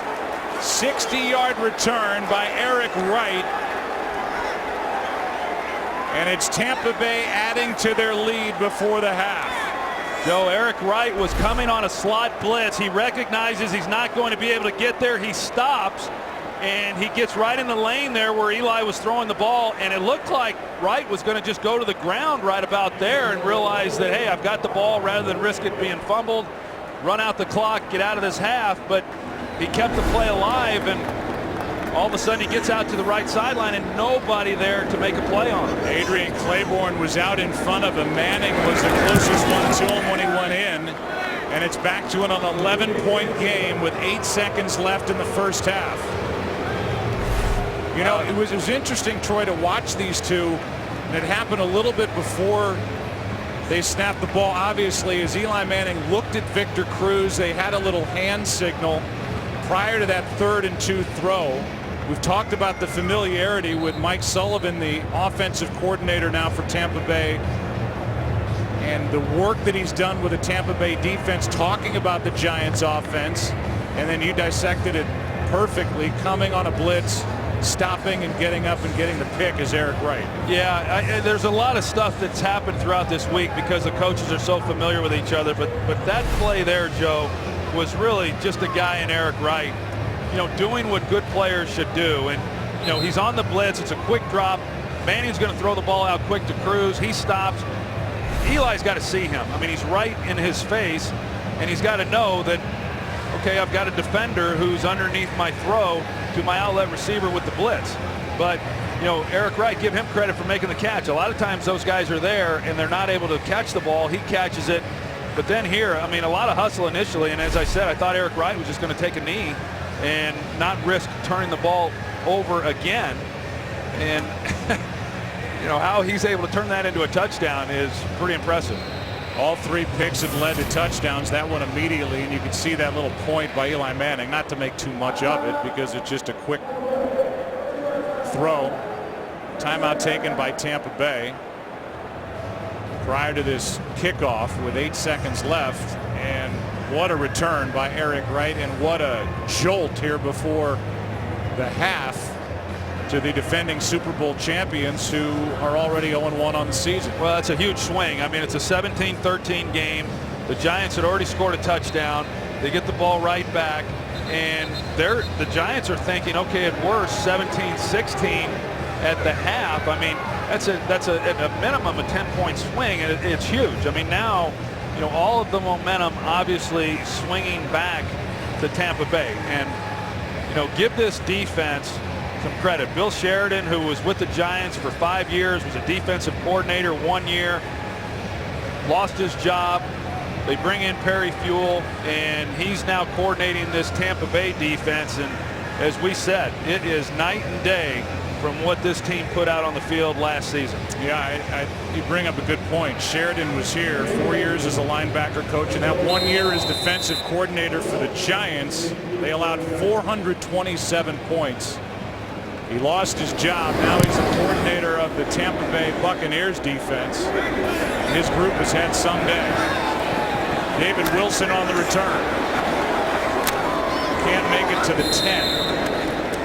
And think about the Giants with 2 seconds left.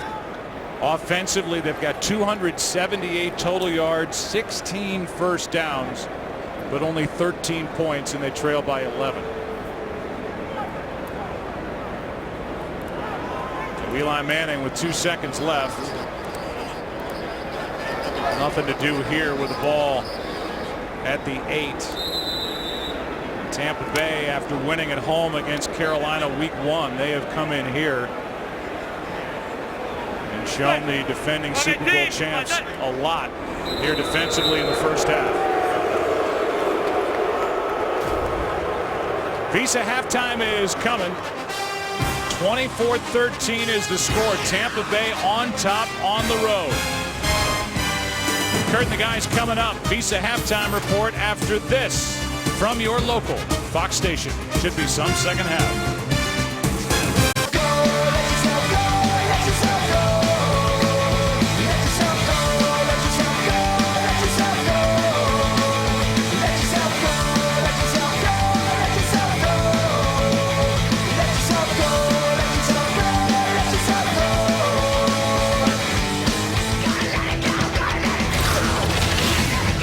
What's it going to be in the second half? Tampa Bay up by 11. You can follow your favorite team all season long just by going to itunes.com/NFL. Tampa Bay will start with a football. They have only 6 first downs, but they've scored 3 touchdowns. The latest one coming on an interception return for a touchdown by Eric Wright. He was added as an unrestricted free agent from Detroit. During the offseason, this is Aurelius Ben on the return, and he breaks loose. Aurelius Ben is forced out of bounds by Jaron Hosley. And how about Tampa Bay? They get a 55-yard kick return to open the second half, and that's got Tom Coughlin yelling on the sideline. Well, they've got a left return here on the return to open up this second half, and excellent job of blocking there by the return team. And Aurelius Ben, with his speed, once he hits it, he's essentially one-on-one then with the kicker, and before he gets pushed out of bounds. But tough enough after the way that first half ended to then have to be kicking the ball off to Tampa Bay and let them start the second half with the football. But then you give up a return like that and give it to them in midfield. Great opportunity here for Tampa Bay. 55-yard return by Aurelius Ben, and it puts more pressure on this Giants defense. Showing blitz. Handoff is to Doug Martin, and Doug Martin spins down to the 35 with a first down. A run of 12 yards. Let's go down to Pam Oliver. Well, Joe, something very telling. I was watching Chris Snee as that play developed before the half ended. He was very disgusted that not more of his teammates went after Eric Wright. As I talked to Tom Coughlin, he was not very talkative. He said, Pam, all I do is talk about ball security. I talk about ball security, and I talk about ball security some more. Joe, I think he talks about ball security a lot. And he said, we're not going to win like that. Back to you. Yeah, it was a rough first half for the Super Bowl champs. Now they're trying to get it back together. Handoff is to Martin. Martin gets 2. Let's take a look at the stats from the first half. And it's total yards just dominated by the Giants. You can't say they weren't able to move the football. They had the edge in time of possession, but it's the plus minus on the takeaways, giveaways. And that battle was won by Tampa Bay. 2nd and 8. Go down. 93 to Mike. Yeah.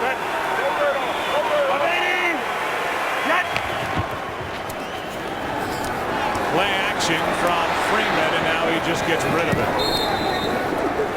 Was getting pressured by Linval Joseph.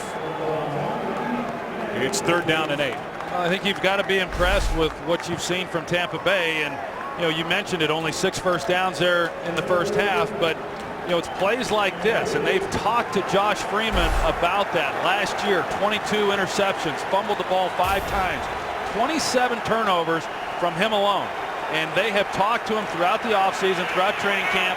If it's not there, get it out and don't worry about it, and he has executed that plan.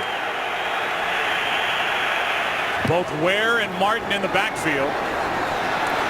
Freeman goes for it all to Vincent Jackson, and it's incomplete. Good coverage by Michael Coe on 3rd and 8. It was good coverage, and they, even better coverage considering how much time Freeman had in the pocket.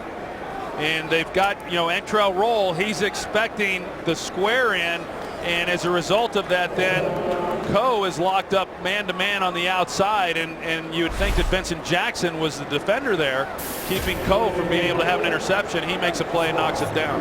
52-yard try by Connor Barth. That's only 3 shy of his career long.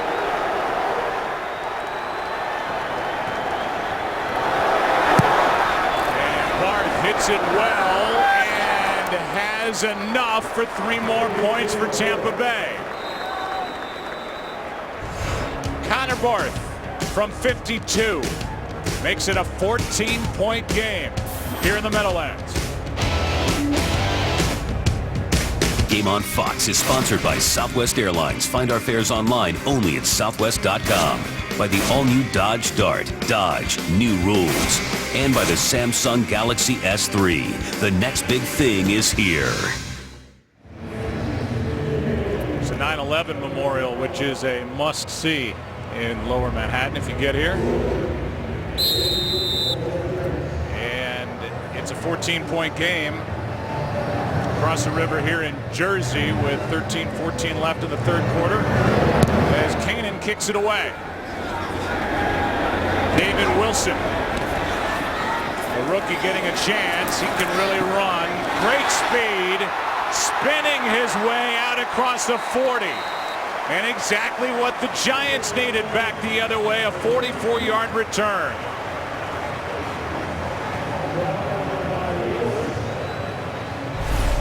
You're not kidding. That's exactly what they needed, Joe. They needed a big return. They needed good field position and leave it up to the rookie, David Wilson, who last week put the ball on the ground on just his 2nd NFL carry of the game. But, boy, they needed a spark here, and he gave them one. Great effort by David Wilson. That's Ahmad Bradshaw, who hurt his neck. He's out of the game. 44-yard return by Wilson, who's been bypassed on the depth chart. Howie talked about at halftime by Andre Brown. Pass to the sideline, that back shoulder throw, and that pass is caught by Nix, who's closing in on a 100-yard day. Talib is out there, and Nix has had the better of that matchup. That one good for 11. Well, there's no doubt the Giants like that matchup with Nix on Talib, and they've been able to take advantage of it. And that's tough duty for Talib, and excellent catch by Hakeem Nix, and it's a back shoulder fade, and he's able to come back and make a play on that ball. And you know, as you said, Joe, they've moved the ball. Moving the ball has not been the problem. They just can't have the takeaways like they've had. This is Andre Brown, and he did well to lose only a yard. First guy there was Michael Bennett. Kevin Gilbride, we have marveled in the past with his ability and willingness to stick with the run. It's a 14-point game, plenty of time left, and as you said, they've been able to move it, but for the second time in Eli Manning's career, he had a 3-interception first half. Last time was in 06 at Seattle.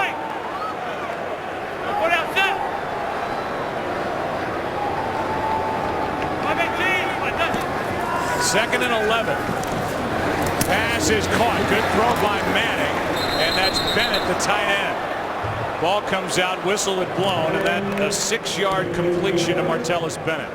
Well, I don't think Martellus Bennett had any opportunity not to catch that ball. I mean, I think Eli stuck it in there pretty good, and you know, he had to catch it. And you know, we talked a little bit about him earlier. I mean, this is a good opportunity here in New York for him, and for the first time, he's not going to be Jason Witten Jr.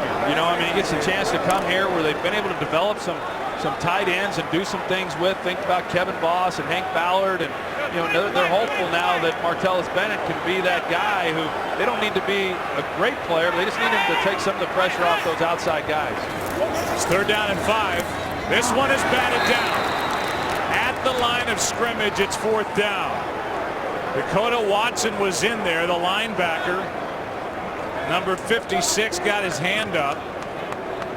And we've seen an exasperated look from Tom Coughlin much of the day. Well, there's no doubt. And, you know, when you get into a game like this and you're down 14 points, still obviously a lot of time, but you start feeling like time's getting away from you a little bit. So an opportunity on a drive that they just failed to capitalize on. Straughter did not call for a fair catch and did not go anywhere. Good punt by Weatherford. Stevie Brown on the tackle, 3-yard return. Bucs have it, up 14. Second possession of the second half for Tampa Bay, up 14. And that'll be a false start. False start, 69. 5 yards, still first down. They get DeMar Dotson, who's making the start at right tackle with Trueblood out. Been bothered by a bad ankle. He's not even active today. Here are the connections between the Tampa Bay Bucs and the Giants. Bill Sheridan is now Tampa Bay's defensive coordinator. His group has had a nice day. Mike Sullivan is the wide receivers coach, and then Eli Manning's quarterback coach. That's him now. He's the coordinator with Tampa Bay, and DJ Ware, a good 3rd down back here for the Giants, is now with the Bucs. Down the sideline, Jackson, what a throw. And the adjustment to the catch, but that was a beauty from Josh Freeman. 22 yards and a first down.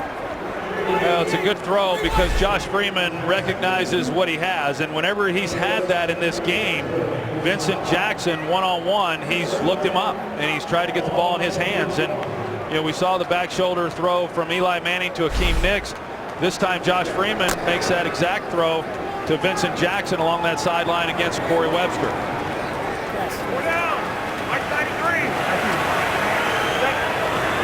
That takes Tampa Bay out of that hole they were in after the false start. Here's Martin. He gets 2, and let's go for a game break. Here's Patrick O'Neill. All right, Joe, let's go to Carolina. Panthers, Saints. Saints in trouble. D'Angelo Williams up the gut for a touchdown. Now 28-13. Saints trying to avoid starting 0-2. I think we knew it would be a struggle, but maybe not this. Joe, Troy, and Pam. Yeah, that's surprising, Patrick. That New Orleans, a team that was taken apart by the rookie Robert Griffin III last week, and now they're having trouble against Carolina. Well, I've always believed head coaching is important in this league, and so far it's proven itself out in New Orleans. On 2nd and 7, handoff is to the rookie, and Doug Martin over the right side. Depends on the spot as to whether it's enough for a first down. It is. You know, we showed the connections there with Tampa Bay and some of the guys that they've had who have been with the New York Giants. And Mike Sullivan, their offensive coordinator, you know, he had no connection with Greg Schiano prior to getting the call to come here. And Schiano, when he got named the head coach in Tampa, there were some coaches that he was interested in around the NFL, but because of league rules, he was unable to bring those guys in. And you know, he has some young coaches from his Rutgers staff, and then he brought in a nice mix of some veteran guys. But Mike Sullivan calling plays for the first time in his coaching career.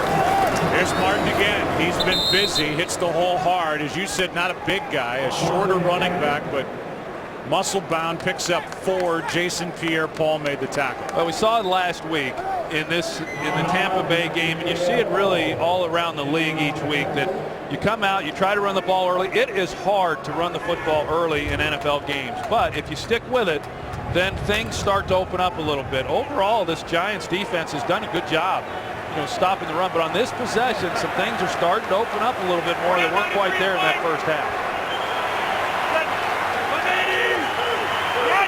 2nd down and 6, a toss to Martin running left.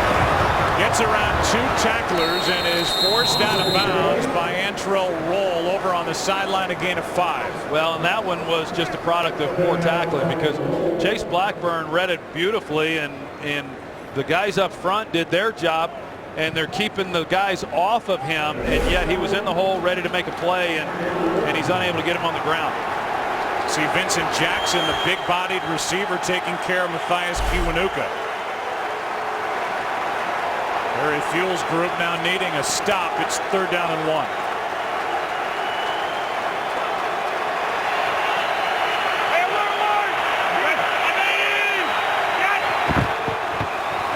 Martin again, and he's swallowed up in the backfield. Jason Pierre-Paul has had some kind of day, has a sack, and this time gets penetration, a loss of 1, and a stop on 3rd and 1. Well, you talk about a timely stop. Giants needing to come in and not give up any more points. Already down 14 points, and now midway through the 3rd quarter, and you know, 3rd and short in a possession that the Tampa Bay team had been running the football effectively, and to stop them there on 3rd and 1, huge. Payne into punt. 8 tackles for Jason Pierre-Paul and a sack. Ruben Rando calls for a fair catch and hauls it in at the 18. Eli Manning back to the field, trying to get his team down by 14. Mike Sullivan, first-year offensive coordinator, talking to Josh Freeman as he came off the field after that last series. It stalled at midfield. It's the rookie David Wilson, and the game starts to his right, cuts back to his left, and makes an open field move, got around to lead and picked up 2. Let's go back to that stop by Jason Pierre-Paul. Yeah, the defensive front, Jason Pierre-Paul right here, number 90, he's just going to shoot the gap, and he's able to get inside there on Luke Stocker and make a big play in that game. I mean, they could not afford for Tampa Bay to get into a position of coming away with more points, and let alone take more time off that clock. Eric Wright, who has an interception for a touchdown, is down. They give him a look. We'll take a break. Eric Wright goes to the sideline, able to pop up and walk off under his own power. He suffered a big hit from Henry Hynoski. So now 2nd down and 9. With Andre Brown in the backfield with Manning. And he gets it coming out of the backfield, and you got to like what he's brought. He's brought a little life to this lineup since taking over, in essence, for Ahmad Bradshaw. When he went down, he's got some jump. Well, he's given him a little something, and I can't believe on Friday when we met with Coach Tom Coughlin that nobody asked him about Andre Brown. Well, you're the analyst. I mean, come on. Who knew? We've seen Ahmad Bradshaw go down with an apparent neck injury, so he's out of the game for the rest of the day, and Brown has jumped in front of David Wilson on the depth chart. And he's now the back for the Giants. They fake it to him. This one is off a helmet and incomplete in the direction of Victor Cruz. Let's go to Patrick O'Neill for a game break. Hey, Joe, let's stick with this upset potential theme. Look at New England. Zoltan Mesko getting blocked by Arizona's Quentin Groves. Now that would go out of bounds at the 2, would lead to a Kevin Cobb to Andre Roberts touchdown pass. 13-9 Arizona over the Pats. Joe, Troy, and Pam. Wow. Well, week 1 was interesting across the NFL, and week 2 shaping up that way as well with regard to upsets.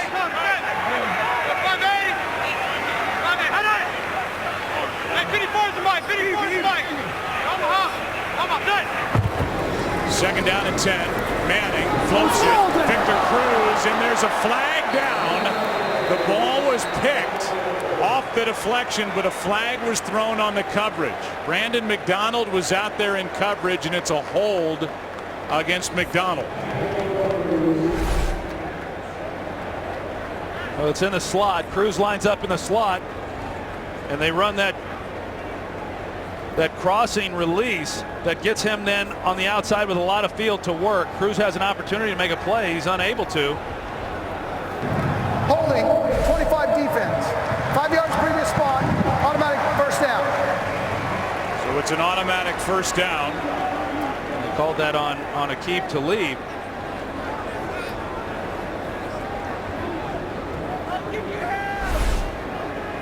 Aqib Talib, he lines up on the outside on Akeem Nicks, where he's been throughout this game, and that's the hold that they got. It was actually not on McDonald, but it gives them the first down, and pretty good range there by Rondé Barber over there to make the interception, obviously, which doesn't hold up. Late handoff. Andre Brown, and he goes forward for 3. You can call *** NFL to download NFL Mobile now and get coverage of every NFL game. Second and 7 for the Giants, under 5 to go, third quarter. New York down 14.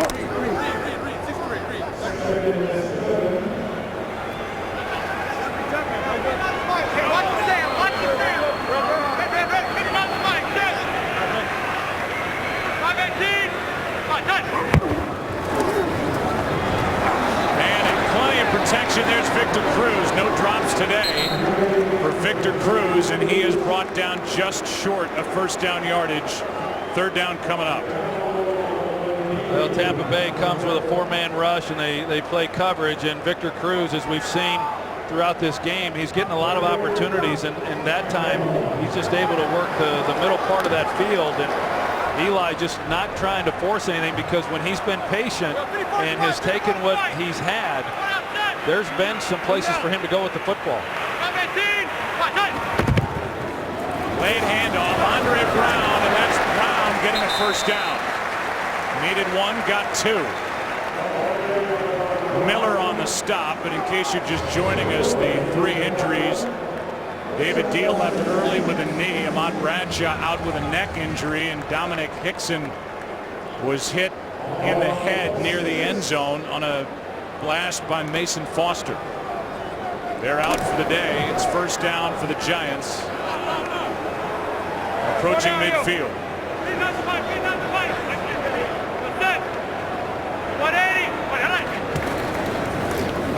They fake it to Brown. Manning down the sideline. Victor Cruz, and that's broken up.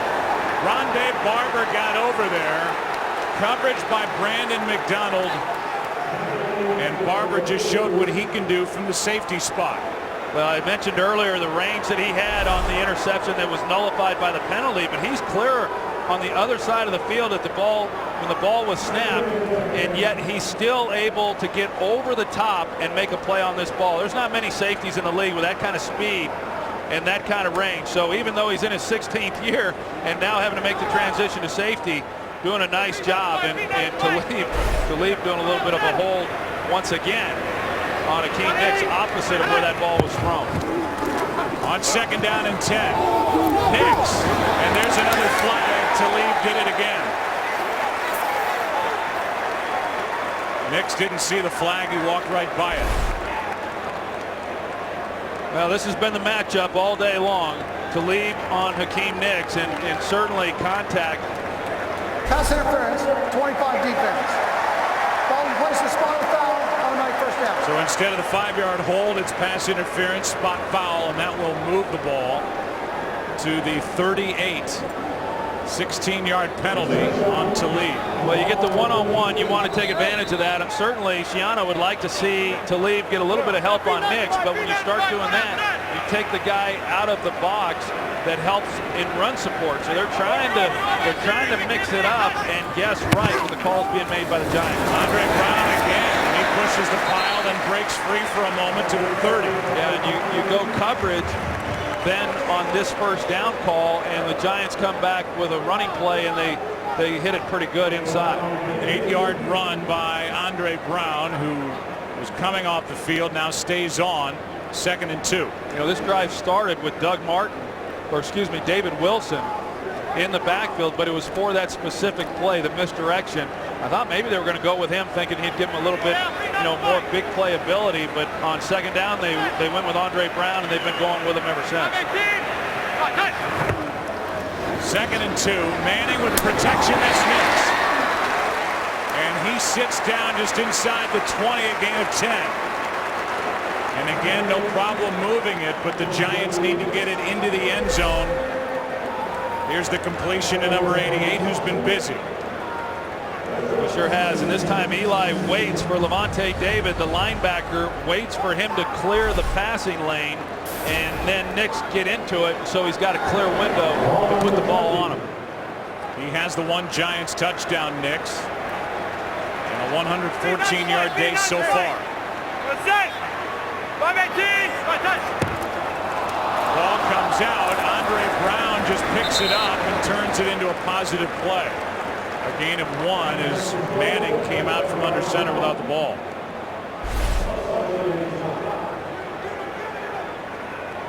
It didn't look like Boss got the ball all the way up. Now he had a defender on his nose, and a lot of times whenever a center is short with the snap, that's the reason. You get so locked into making the block and getting your hands out on the guy that you don't secure the snap to start the play. David Wilson now checks in.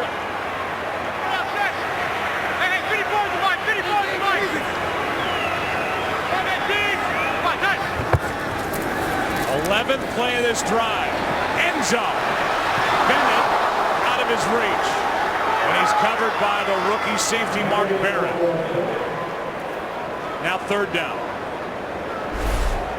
It's good coverage by Mark Barron. I mean, he's a big hitter. He's a physical safety, but he's got some coverage skills as well. And last week in that win over Carolina, did not come off the field. Now they only played 49 snaps, but he played every one of those snaps.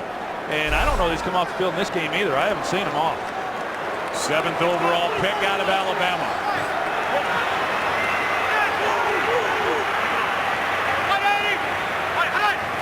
It's 3rd down. Manning steps up and throws. It's broken up. Rondé Barber got in there and broke it up before it could get to David Wilson. It's 4th down, and the field goal team comes on for the Giants. I'll tell you, that might have been another disaster right there. I mean, you've got Eli who's trying to come underneath, and here's Rondé Barber, number 20, and he comes up in a ball that was a little bit behind because the receiver taken off before the ball got there. But that was close to being an interception, and Rondé Barber, we've already seen his speed. He could have taken that the distance. Tynes is 3 for 3. This one good from 36. Giants have been in the red zone 3 times and come away with 3 field goals, not touchdowns, trailing again by 11. 39 seconds left in the 3rd quarter, an 11-point game again. Schiano's been over there pumping up the troops ever since they came off the field, talking to extreme opposites with regard to NFL experience. Mark Barron in his 2nd game, Rondé Barber making his 201st NFL start. His first start, by the way, at safety. He started last week at corner for number 200. This is Ben from inside the end zone. It really has been as has a 55-yarder in this half. This one good for 25. The new AP rankings are out, and this Saturday college football returns to Fox. First, Aaron Andrews, Eddie George, and Joey Harrington get you ready for kickoff with the Fox College Saturday pregame show. Then 2 unbeaten teams clash. 15th ranked K-State. They're in Norman, Oklahoma, take on the 6th ranked Oklahoma Sooners. Big 12 opener for both teams. Coverage of Fox College football begins Saturday at 7 Eastern, 4 Pacific. Got to say it, Joe. Did they win? Yes. My Bruins are 3-0. They're rolling. The undefeated. The only UCLA undefeated team in LA. Play clock winding down. Freeman. Play action. A big hit. No flag is thrown. Kenny Phillips came up and popped Vincent Jackson. No flag. And you could see that collision coming a mile away. No flag. I mean, that's how do you not throw a flag on that call? I mean, Kenny Phillips is coming in, and it's shoulder pad or helmet. I mean, it's definitely to the head. And if that's not a defenseless receiver, I don't know what is, and I don't know an easier call to make. Vincent Jackson, he got up. Thankfully, he wasn't hurt, but he just knew there was going to be a flag on the ground, but no call. Here's Freeman backing up, and he's picked off by Corey Webster. Josh Freeman, who threw 22 picks last year, throws his first of 2012, and it's Corey Webster. Immediately after that no call on the hit to Vincent Jackson that gets the pick. Well, watch here. Josh Freeman's going to have the ability, like Romo did last week, to break, contain, and get outside and pick up a lot of yardage if he was that type of quarterback. But he's not, and the Giants know that. Now, this is one of the few mistakes Josh Freeman has made in this game because he had time. He bought himself some time, and when you throw the ball late down the middle and you're inaccurate, bad things can happen. But that was a good job defensively by the Giants of capitalizing on that, giving the ball to their offense with great field position. No team turned it over more last year than Tampa Bay. 518. That's their first of this season. As Manning throws, finds Bennett, and out on the edge, brought down by Rondé Barber, a gain of 8.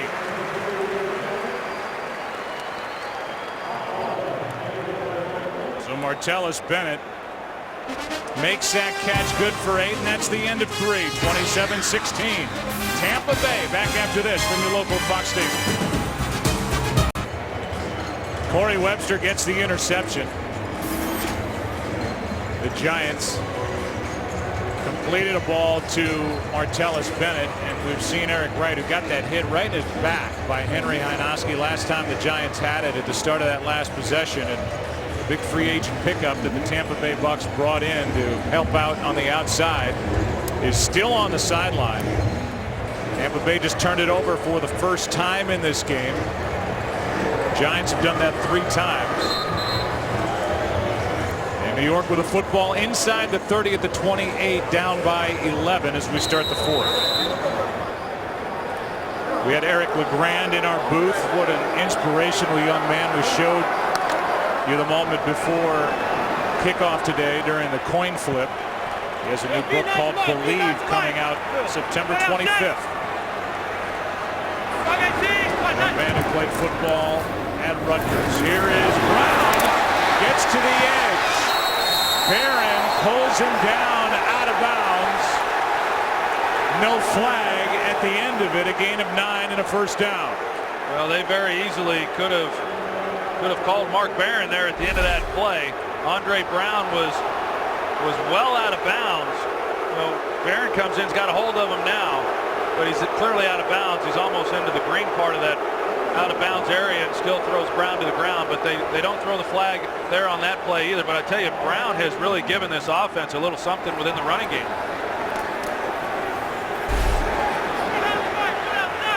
62 yards on the ground on 9 carries. Here he is again. And Brown lost a yard. Mark Barron on the stop. 2nd down and 11. The Giants have been inside the red zone, or as Tom Coughlin calls it, the green zone, and they've come away with 3 field goals, no touchdowns. And now there's a player down for Tampa Bay on the turf. That is Mason Foster, starting middle linebacker. Well, we thought we might be in for a good finish, considering how that first half came to a close, and now as the Giants have turned it over 3 times, Tampa Bay turns it over. We'll see what the Giants can do with this opportunity. Yeah, that's what this whole game has been about, has been the turnovers. And you know, the game for Tampa Bay has probably gone about as well as they could have hoped for. They haven't had as much success offensively. The Giants defensively has really done a nice job today, but the takeaways that they've been able to create on their own defensive side of the ball and then capitalize with points. So, you know, right now this is a pretty big drive for the Giants. I mean, getting the turnover, if they're able to come away with a field goal here, then they cut it to a 1-possession game. But for the Giants, they need to have a little bit more consistency, certainly, than what we've seen throughout this game as well as last week when they get down in here inside this green area that Tom Coughlin likes to refer to it as. I liked your question, though, to Perry Fuel the other day when we were at practice, and you said this is a Giants team that last year when you guys won it all, you started slowly, you were 7-7, then you won 6 in a row at the end, including the Super Bowl. They did kind of the same thing in 07 when they got hot. Do you have to create a sense of urgency around here, knowing that you've been so good at the end of the season when you've won it all? I like Perry's answer to that. Yeah, well, yeah, what has he said? That with Tom Coughlin, you never have to worry about not having a sense of urgency. And yeah, I can guarantee you that he's pretty urgent right now as he's watching this drive. Mason Foster is off the field. Got 12 tackles in this game. Bennett can't hang on. And Barron, the rookie, was there defensively for Tampa Bay. But it was a good route, a perfectly thrown ball by Eli Manning, and he gets Barron on his outside, and then, you know, inexplicably he tries to make a catch with one hand. You know, I mean, I don't know if he just couldn't get his left hand up to make a play on it as well, but you know, those types of opportunities just don't really present themselves all that often. But those are the plays that they need to have from Martellus Bennett, because those are the plays they got from Boss, and those are the plays they got from Hank Ballard.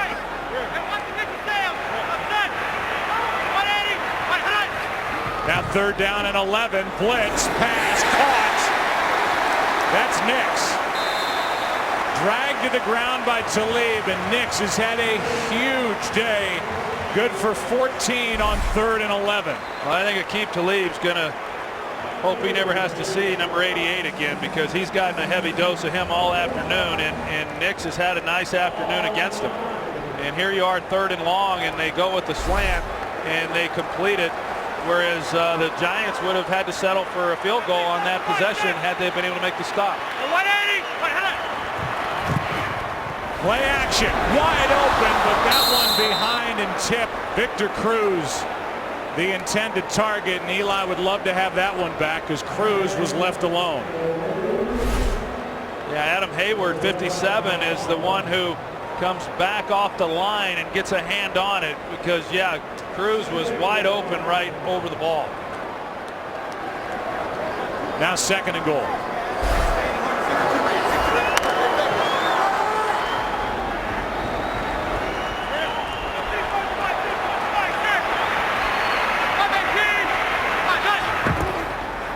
Hand off to Brown. Not much room to run. And Brown will lose a yard to bring up 3rd and goal. Levante David, the rookie, who's playing with a bad right hand or wrist, was in there to make the stop. And now another big 3rd down for this Giants offense. Well, it makes it tough on play caller Kevin Gilbride when you're not able to run the ball any more effectively than the Giants have been able to. I thought the turning point last week was their inability to score when they got to the 1-yard line. But when you have to rely on your quarterback every time to score from 5 and 6 yards out, that is hard to do. 518! Nix at the bottom of the screen. Manning with all day. Throws it away over the head of Martellus Bennett. And it'll be 4th down. This, though, a field goal here would make it a one-score game with a 2-point conversion on the end of it. But again, a missed opportunity down here close.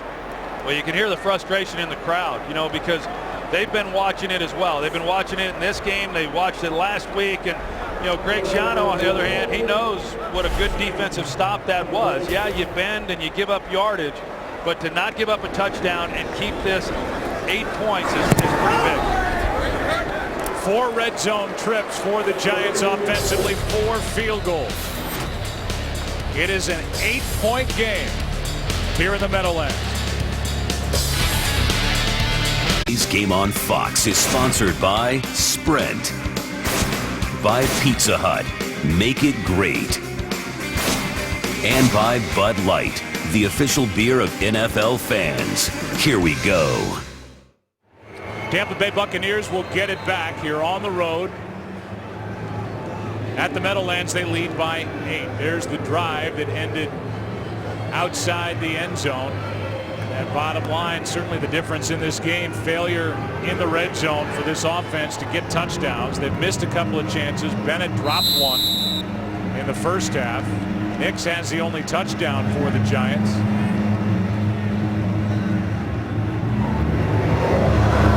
Tynes kicks it away, hangs it high, and there will be a return. Ben. Aurelius Ben. Brought down by Michael Coe. A return of 19 yards. Josh Freeman, fresh off the pick. Back to work, up 8.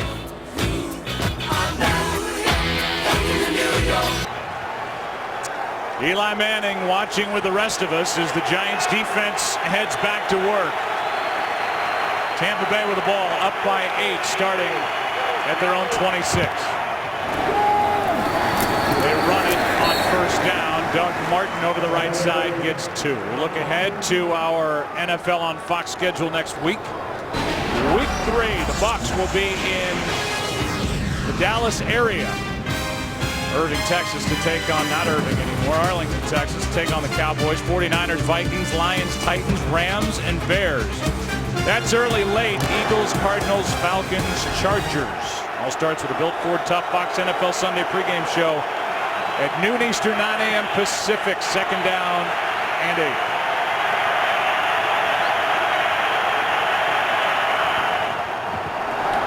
Handoff is to Martin. Gets 1. Rocky Bernard was in there along with Justin Tuck. Well, you see what Tampa Bay's trying to do, and that is run the football and pick up first downs and keep this clock running and hopefully get into a position of coming away with more points. But they haven't run the ball well on first and second down there, and the Giants know what they want to do and what Mike Sullivan's talking about. So ultimately, this is really going to come down to Josh Freeman being able to connect to keep the ball and keep the chains moving.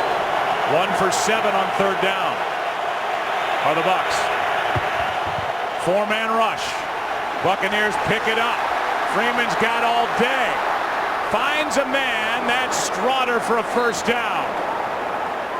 And there was no pressure on Josh Freeman on that third down throw. Well, across the board, first of all, they secure Jason Pierre-Paul and they don't let him get there. They only rush 4 guys. The Giants, they send Jaquan Williams down deep down the middle of the field. He's playing deep safety back here, but because there's no pressure, then it becomes like sandlot football, and it's just about a receiver being able to create separation and then Freeman finding him, and he's able to, and that's a big third down conversion for this Tampa offense. 14 yards on 3rd and 7. DeMar Dotson's done a nice job out at right tackle. Blackburn in on the stop. He wasn't alone. Doug Martin over the right side gets 3. Yeah, I wouldn't be surprised if Tampa Bay, plays every down like they did on the previous 3 downs, and that is run it on first down, either run it on second down or a real high percentage pass where they know the clock will keep running, and then pick it up on third down. But that's kind of the style that this Tampa team has shown here in the early going last week and then again here today. And Greg Schiano looks like he's getting himself a migraine as he sees this thing unfold. 2nd and 7, play clock down to 2.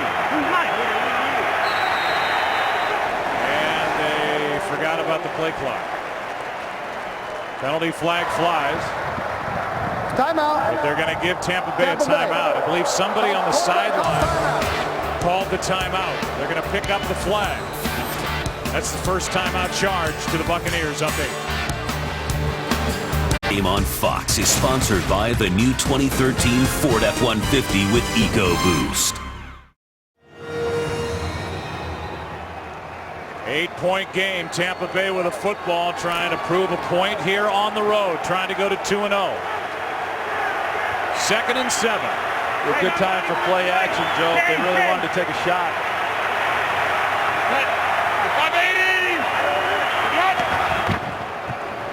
Instead, they play it straight. Martin slides down. Jaquan Williams there to help on the stop. Linval Joseph, a loss of 1. Let's go for a game break. Here's Kurt. Well, the New England Patriots are perfect 10-0 in home openers at Gillette, but Kevin Cobb in Arizona putting that in jeopardy. His touchdown puts them up 20-9 midway through the fourth quarter. Joe, Troy, and Pam, a lot of people in the subscriber pool are a little nervous right now. I would say there's the day for Cobb. And here it's 3rd down and 8. Another big 3rd down for these two sides in a one-score game.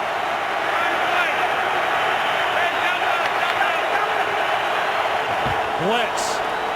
They don't get home, and wide open is Mike Williams. But he is wrapped up short of first down yardage by Michael Coe. It'll be 4th down and a yard.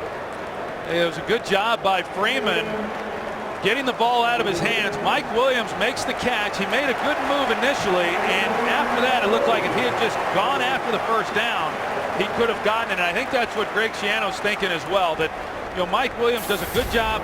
He sticks. He starts to then make a move for the first down, but he stalled again and hesitated, and it was the difference in picking up the first down and having to punt.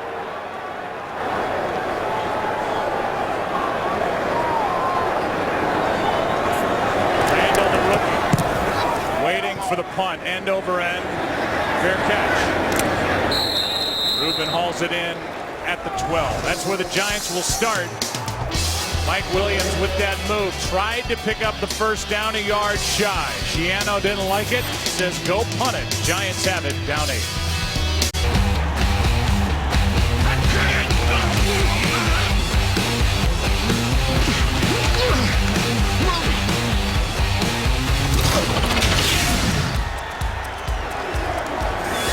Good matchup here. Tampa Bay leading by 8, starting at the 12.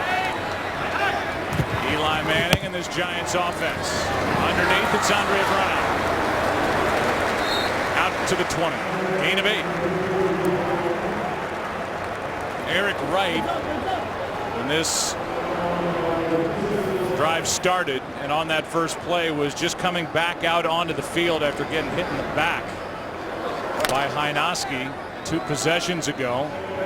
So he's on the sideline. Mason Foster, who left with cramps, is back out there defensively for the Bucs. It's 2nd and 2.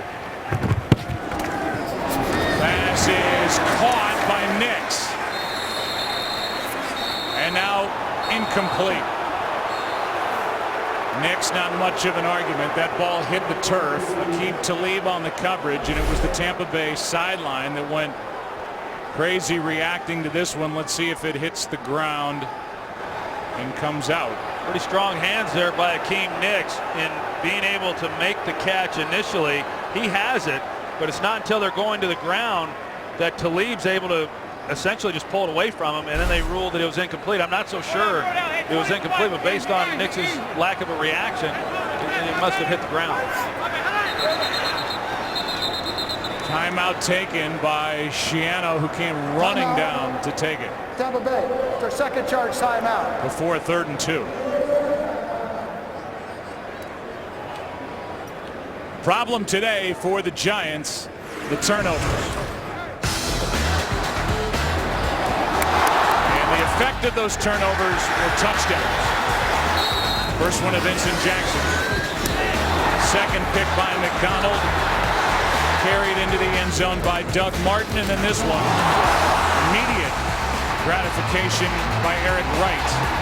The 60-yard return of that interception 21 points off turnovers. The Giants turned their one takeaway into just 3 points. Well, at the end of each of these games, I mean, the coaches constantly talk about, who wins and who loses, and generally speaking, it's whoever wins the turnover battle. I always say, yeah, those turnovers happen in the progress of trying to win a game, but a huge factor in this one. I believe Schiano called timeout so he could get Eric Wright back on the field on a big third down. Manning steps up. He's got Cruz. Hits him in stride. Victor Cruz. Time to dance.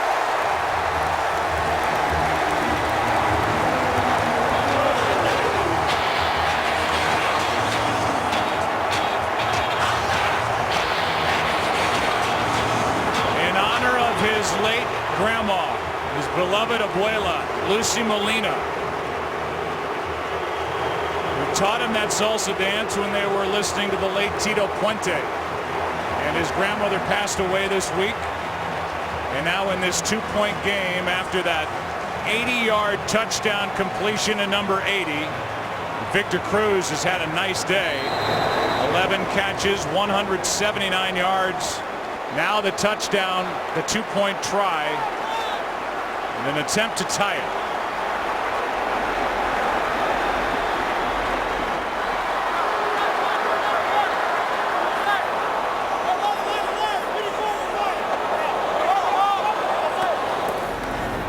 Hand off to Brown. Tie game.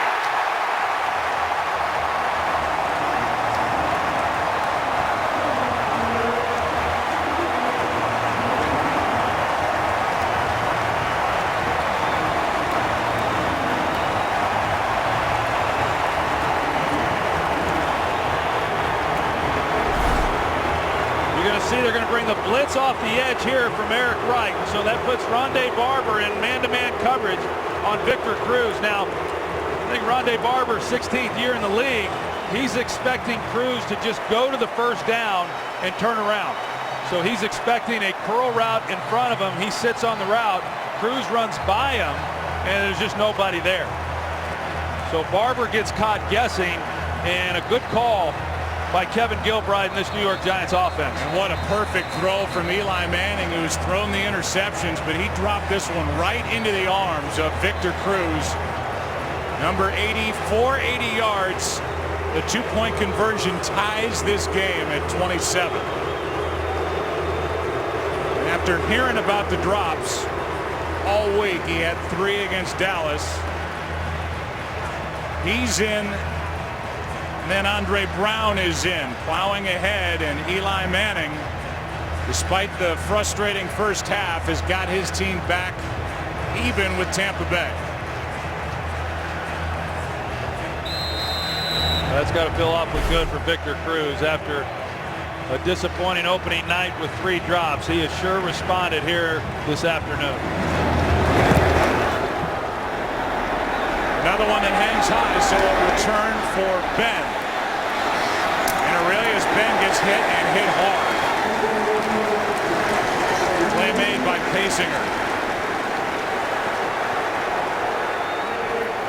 Joe, when Mike Sullivan came to Tampa Bay and started installing this offense, the film that he was showing Josh Freeman was film of Eli Manning and all the cut-up reels and the installation as to how they wanted to do things. And Josh Freeman's watched more film on Eli Manning than any other quarterback in the league over the last 6 months, and now he gets a chance to really kind of go out and do what Eli Manning's been doing for quite some time. That's win a ball game late in the 4th quarter. This place is alive on first down for Tampa Bay.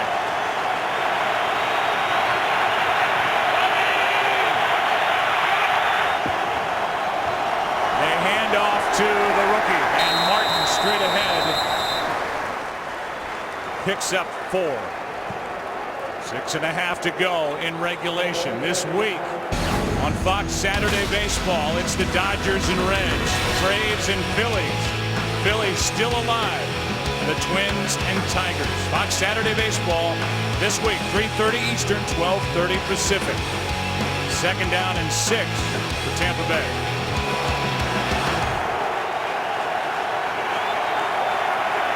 So they got a running formation. I still think play action off something like this should give them a chance down the field. Here's a blitz. Freeman throws, and this one is underthrown. That was the rookie, Jaron Hosley, out there covering Vincent Jackson. Now it's 3rd and 6.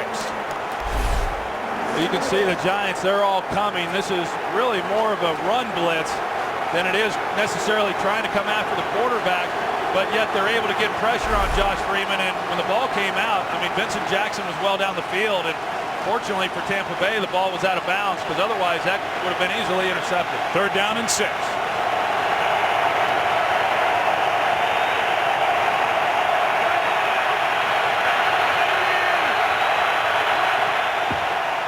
Blitz, quick setup and throw for Jackson, incomplete. Justin Tryon out there defending, and it's 3 and out. And all the momentum belongs to the sideline with guys dressed in blue as this miss on 3rd down and 6. Yeah, Justin Tryon had good coverage, but it was a well-thrown ball by Freeman. It's just that Jackson was unable to get his other arm up to make a play on that ball, but a good gain on 1st down and then 2 straight incompletions. Punt by Cannon takes a bounce, goes right out of bounds, and a drive that lasted less than a minute. Remember, Tampa Bay took a couple of timeouts. They only have 1 remaining. The Giants all 3, and now you've got Eli Manning in a spot where the game's in his hands. And certainly last year and before last year, he proved this is somebody that makes a defense worry. That when it's in number 10's hands and the game's on the line, he knows how to win it. Guy's got ice water running through his veins. I mean, he's really amazing. I mean, he's obviously a great player, but like all great quarterbacks, he's exceptionally good here in these stages of a game. He's got 20 career game-winning drives, and he floats this one for Nix. A hand on, and then that extra hit at the end by Barron, and Nix is slow to get up. There was a lot of contact on that route as well. Looked like there was a hold. Yeah, there's a hold at the beginning of it. That's not where the issue was for Nix. It was after he went to the turf. Right here. And he got his right ankle stepped on. Yeah, you see, that's the reaction. Yeah, that's where he hurt himself, was when he got stepped on. But Aqib Talib, there's been a lot of contact. We've shown it throughout this game between those 2 guys, and it's been a matchup that has heavily favored the New York Giants. But he gets away with a hold, as you see. He's got a fistful of jersey right there.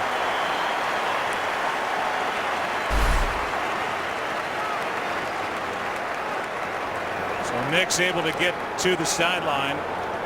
Remember, he had a broken right foot that he suffered in May, still working his way back from that, and then he gets stepped on the back of his right foot.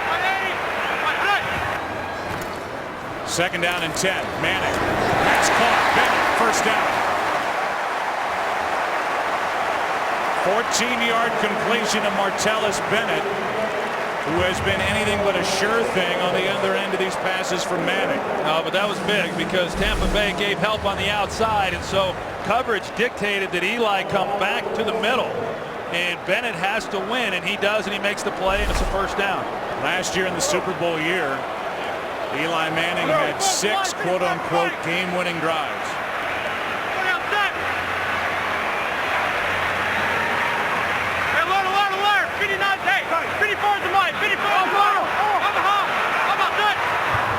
Blitz coming from Rondé Barber. Manning throws and finds Nix right back into the action, adding to his big day. You got Brandon McDonald, who's lined up on Nix, who was just signed in late August, and Nix has done so much as far as releasing to the outside and getting the big play down the field that this time he runs the slant. McDonald's anticipating an outside release. He jumps outside and completely opens up the throwing lane on the slant. He was out there on an island. There was no safety help given to him whatsoever. 400-yard passing day for Eli Manning.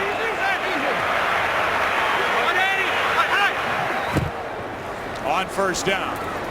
Manning steps up, floats it for Bennett. The catch. The touchdown.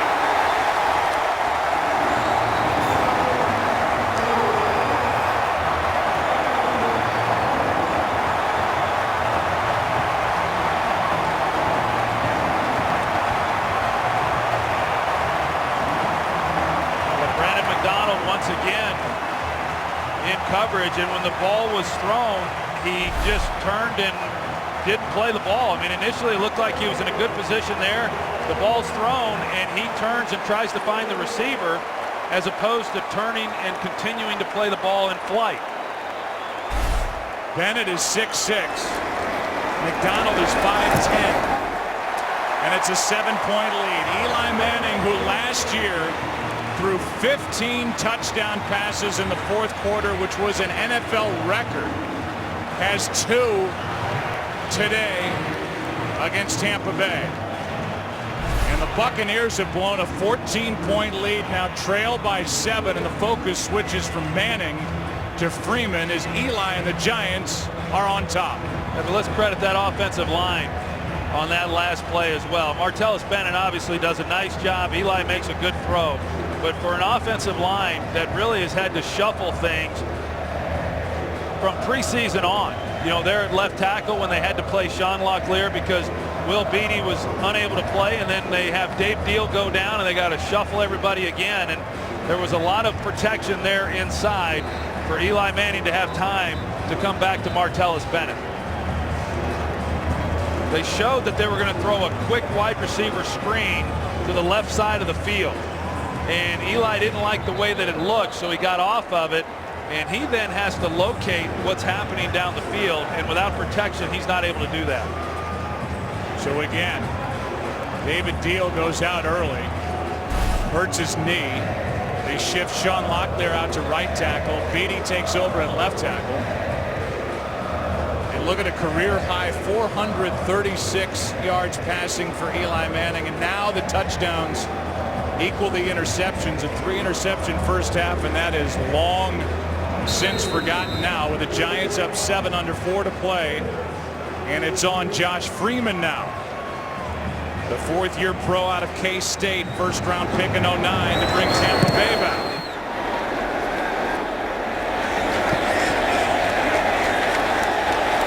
And the drive will start at the 20. DJ Ware ends up on top of the football. DirecTV postgame shows coming up right after the action, which couldn't be any better right now here in the Meadowlands. This place is buzzing. Well, this is the first time, Joe, that this Tampa team, last week it didn't happen. They controlled the game pretty much throughout. You know, it got tight, but they didn't have to do anything they didn't want to really have to do. And that's how it's been throughout this game. Now for the first time, down 7. They're battling the clock. 1 timeout. I mean, they're going to have to get out of their comfort zone and do some things throwing the football with Freeman that they would have preferred not to have had to do. They started with a run, but eventually they're going to have to go through the air. It's Doug Martin. Stop is made by Hosley, the rookie corner. A gain of 3, and the Giants have outscored Tampa Bay 21-zip over the last 11 minutes 40 seconds and lead by 7. And only 1 timeout remaining for Tampa Bay.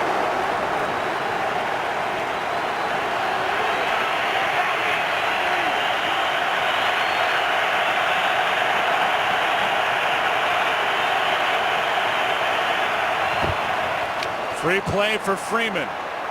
Over the middle, finds Dallas Clark. And Clark makes the catch, good enough for a first down. 10-yard completion.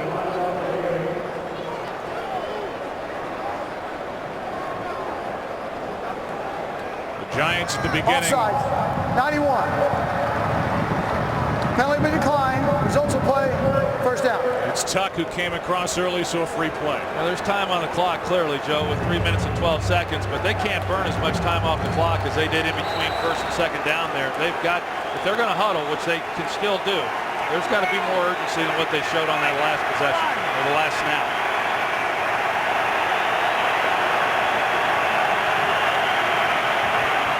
From the 33 on first down, Dallas Clark back-to-back catches, makes a move, got around Boley, brought down by Tryon, a gain of 6. And again, well, you know, they don't want to rush too much, but at the same time, what you don't want to see with Tampa Bay is that if they're able to keep this drive going, that it then gets down to where they're rushed for time, because that doesn't have to be the case.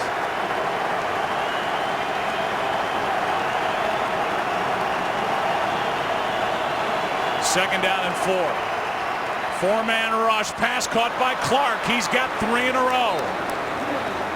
And now the Bucs are inside Giants territory, inside the 42, a completion of 20. Yeah, and who works the middle of the field better than Dallas Clark after all these years? I mean, he gets in there and he knows where the holes are within those zones. Very quarterback friendly in the way that he runs routes.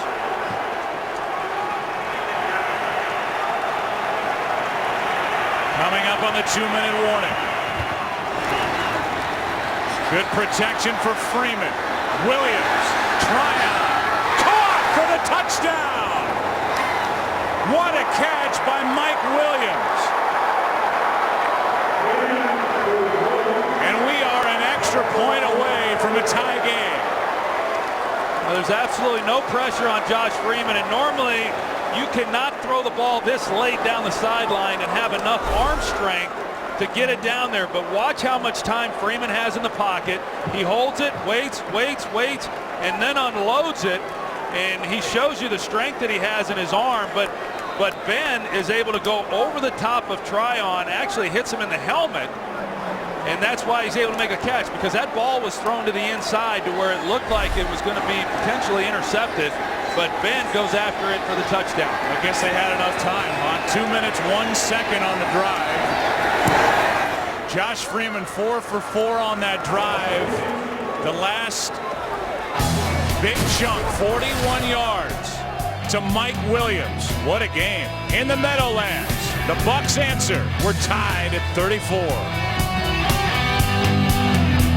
Tampa Bay Buccaneers only had 84 yards the entire second half before that 80-yard drive. Freeman perfect on the drive. 77 of the 80 yards thanks to his arm, and at the end it's the touchdown throw to Mike Williams, a guy who in his rookie year had 11 touchdown catches in 2010.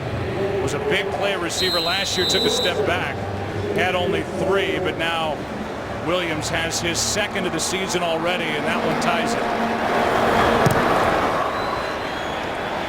Eli and company will start at the 20. Let's go back to the touchdown. Yeah, we'll go back and take a look. I think I was saying Aurelius Ben, but it was Mike Williams, as you said, Joe. He's on the go route on the outside, and you see the amount of time again that Freeman has, and that's a pretty big arm to be able to get the ball that far down the field. But the effort that Williams has in going after it, now it just goes off his helmet, so he didn't catch it cleanly. But a game that's just had a lot of big plays on the outside by these wide receivers. So now Manning. Career high 436 yards passing. He needs more.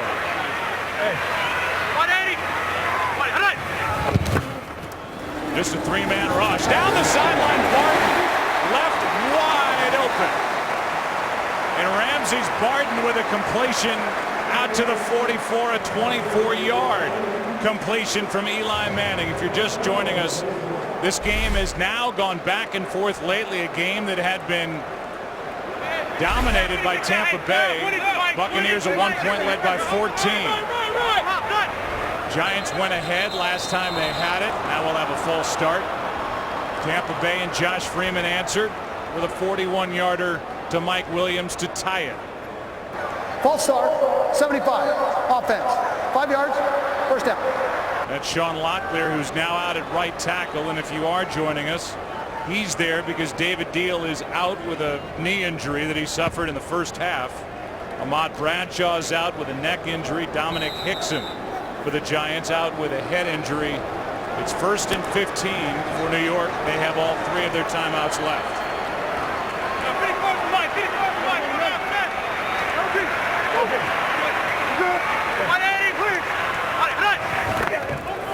That's Nix. This is Nix. How about this guy? Nix sets up the Giants with 1:20 to go. Working on Ahmad Black. First Talib, and he went right around him. Black on the stop to save the touchdown. Well, every time they've put Aqib Talib on Akeem without any help, the Giants have gone after him, and they've had a lot of success with it. And so Tampa Bay came up and showed immediately that they were going to be locked up one-on-one, and you knew where Eli Manning was going to go with the football. A timeout taken by the Giants, and now with Tampa Bay having only 1 timeout remaining, and they're looking at Nix. He has had a painful start to the year. The Giants can bleed down the clock and win their first game of the year. How about an 80-yarder to Victor Cruz, who did his salsa dance, and then Martellus Bennett. The touchdown by Cruz led to a 2-point conversion to tie it. Bennett put the Giants on top. Then it was Mike Williams from 41 yards out. Tampa Bay tied it. Now Eli Manning, who, as we mentioned, had 15 touchdown passes last year in the fourth quarter, an NFL record, has got 2 today. He's thrown for 510 yards as he continues to add to his career high, and 3 interceptions nobody cares about. Well, the Giants, if they want to, they can run this clock all the way down and not give the ball back to Tampa Bay and just kick a field goal and win the game. They hand off to Andre Brown, and he will slide down. Makes you think of Ahmad Bradshaw in this past Super Bowl. Well, that's what they want. That's what they wanted Ahmad Bradshaw to do in the past Super Bowl.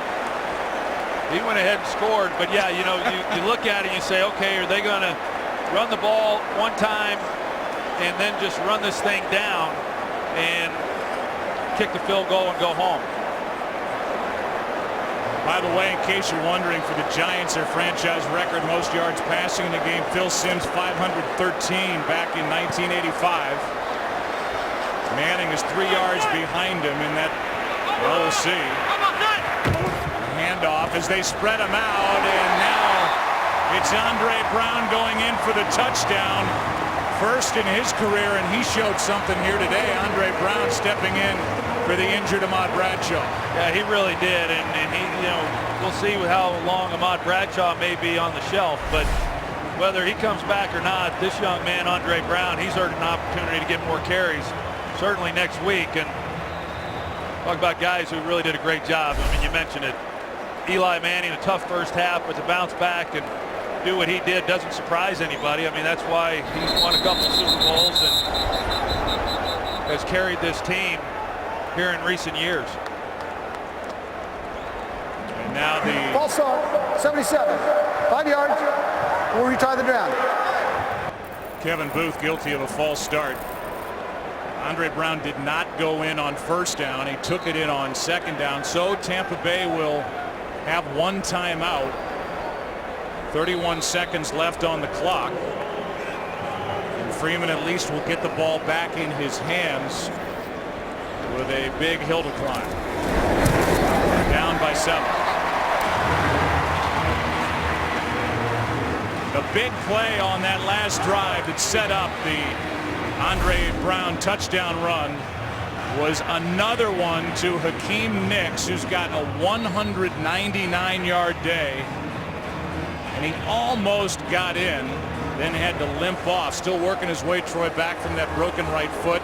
Practicing only 1 day a week on Thursdays. Got stepped on earlier in this fourth quarter, and man, he's had some kind of day, and he's been right in the face of Aqib Talib since this thing was kicked off at 1 o'clock.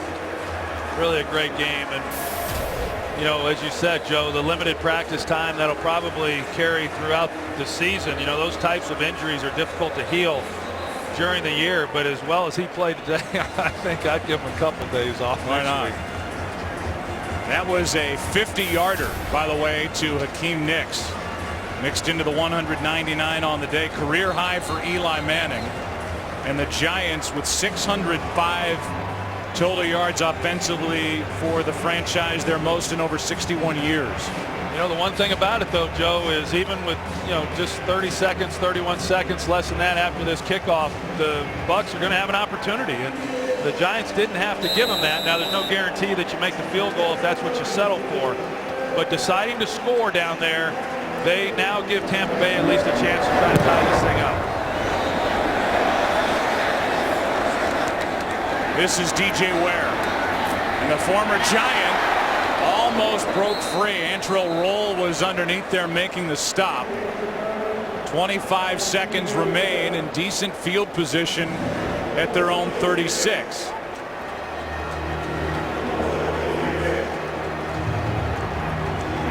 .25 seconds left.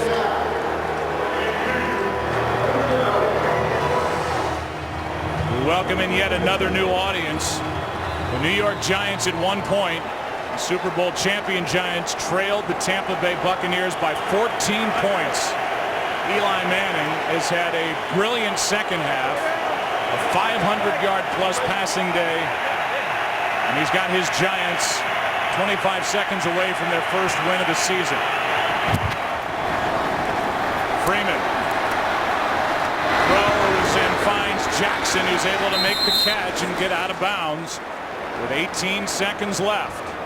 That one good for 21 yards. Well, with that throw there and the arm that Josh Freeman has, I mean, if they can decide to do it here, but they're going to have an opportunity if they don't get sacked. They're going to have a chance now to take a shot into the end zone at some point here in the next play or two. Well, this obviously didn't have to happen.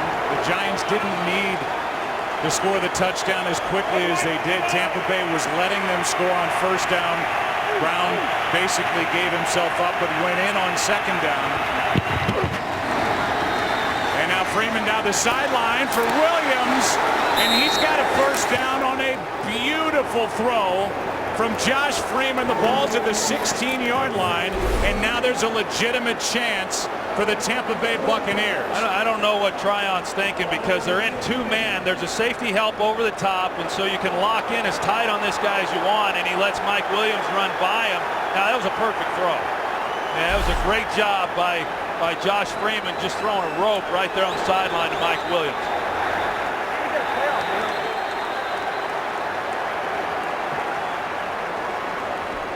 We'll take another look at it. The previous play is under review. As will the replay booth. Let's take another look. The ball's coming out, stays between the legs and comes out. That's an incomplete pass. Let's take another look. Well, it's a matter of whether or not they rule that he had possession prior to getting hit. If they rule that it was a continuous act as he's coming down with the ball, then the ball comes out as he's going to the ground, it would be ruled incomplete. Mike Pereira is with us from Los Angeles. This is an interesting one because there is a hit there. We've always heard about maintaining control going to the ground. What are your thoughts on this? Yeah, I'll tell you, this is what Troy just talked about. Okay, did he maintain control of the ball long enough to perform an act common to the game after the second foot came down? So if you do run that back, that's going to be the question, because the rule clearly states you got to have control, which he did. You got to get both feet clearly down, which is part 2. So we see here you're going to go right, left, and then did he have the ball long enough to perform an act common to the game? That's the total focus of the replay official upstairs as he shows it. So part 1, control. Part 2, both feet down. Now, did he have it long enough to perform an act common to the game, or keep it long enough to, to brace himself or basically prevent himself to ward off contact by a defender. To me, I think this by the letter of the rule is incomplete. Interesting. And it is in that gray area because of that hit. He's not going to the ground as part of the catch. That's not there. Here's the call. After review, the receiver had the ball temporarily, hit the ground, lost it. Incomplete call. And that huge call as Jim Core gives the announcement. Going to the ground after that hit, not enough time, as you heard Mike Pereira say, to make a football act, an act common to the game of football after making the catch, getting both feet down, and that completion is taken off the board, and the ball goes back to the 45-yard line. So Mike Pereira, former head of NFL officials, made the call, and this group ends up agreeing with it. 12 seconds remain.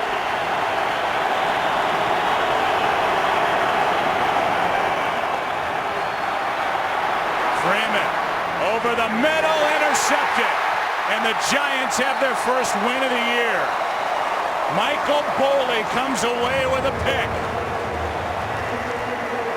and with 5 seconds left, the Tampa Bay Buccaneers and Greg Schiano come to the Meadowlands. They showed a lot throughout the majority of this game, but it's Eli Manning in the end that does what we've become accustomed to seeing Eli Manning do, win the game for the New York Giants. Yeah, and there's a lot of different ways to look at this game, Joe. I mean, clearly it was a tale of two halves. The first half, New York not playing well at all, but I've always believed that good teams find a way to win regardless of however it looked.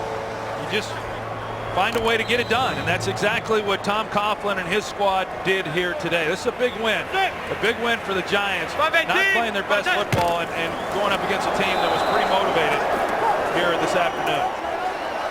Giants didn't like that hit that was aggressive and put Eli Manning on his backside.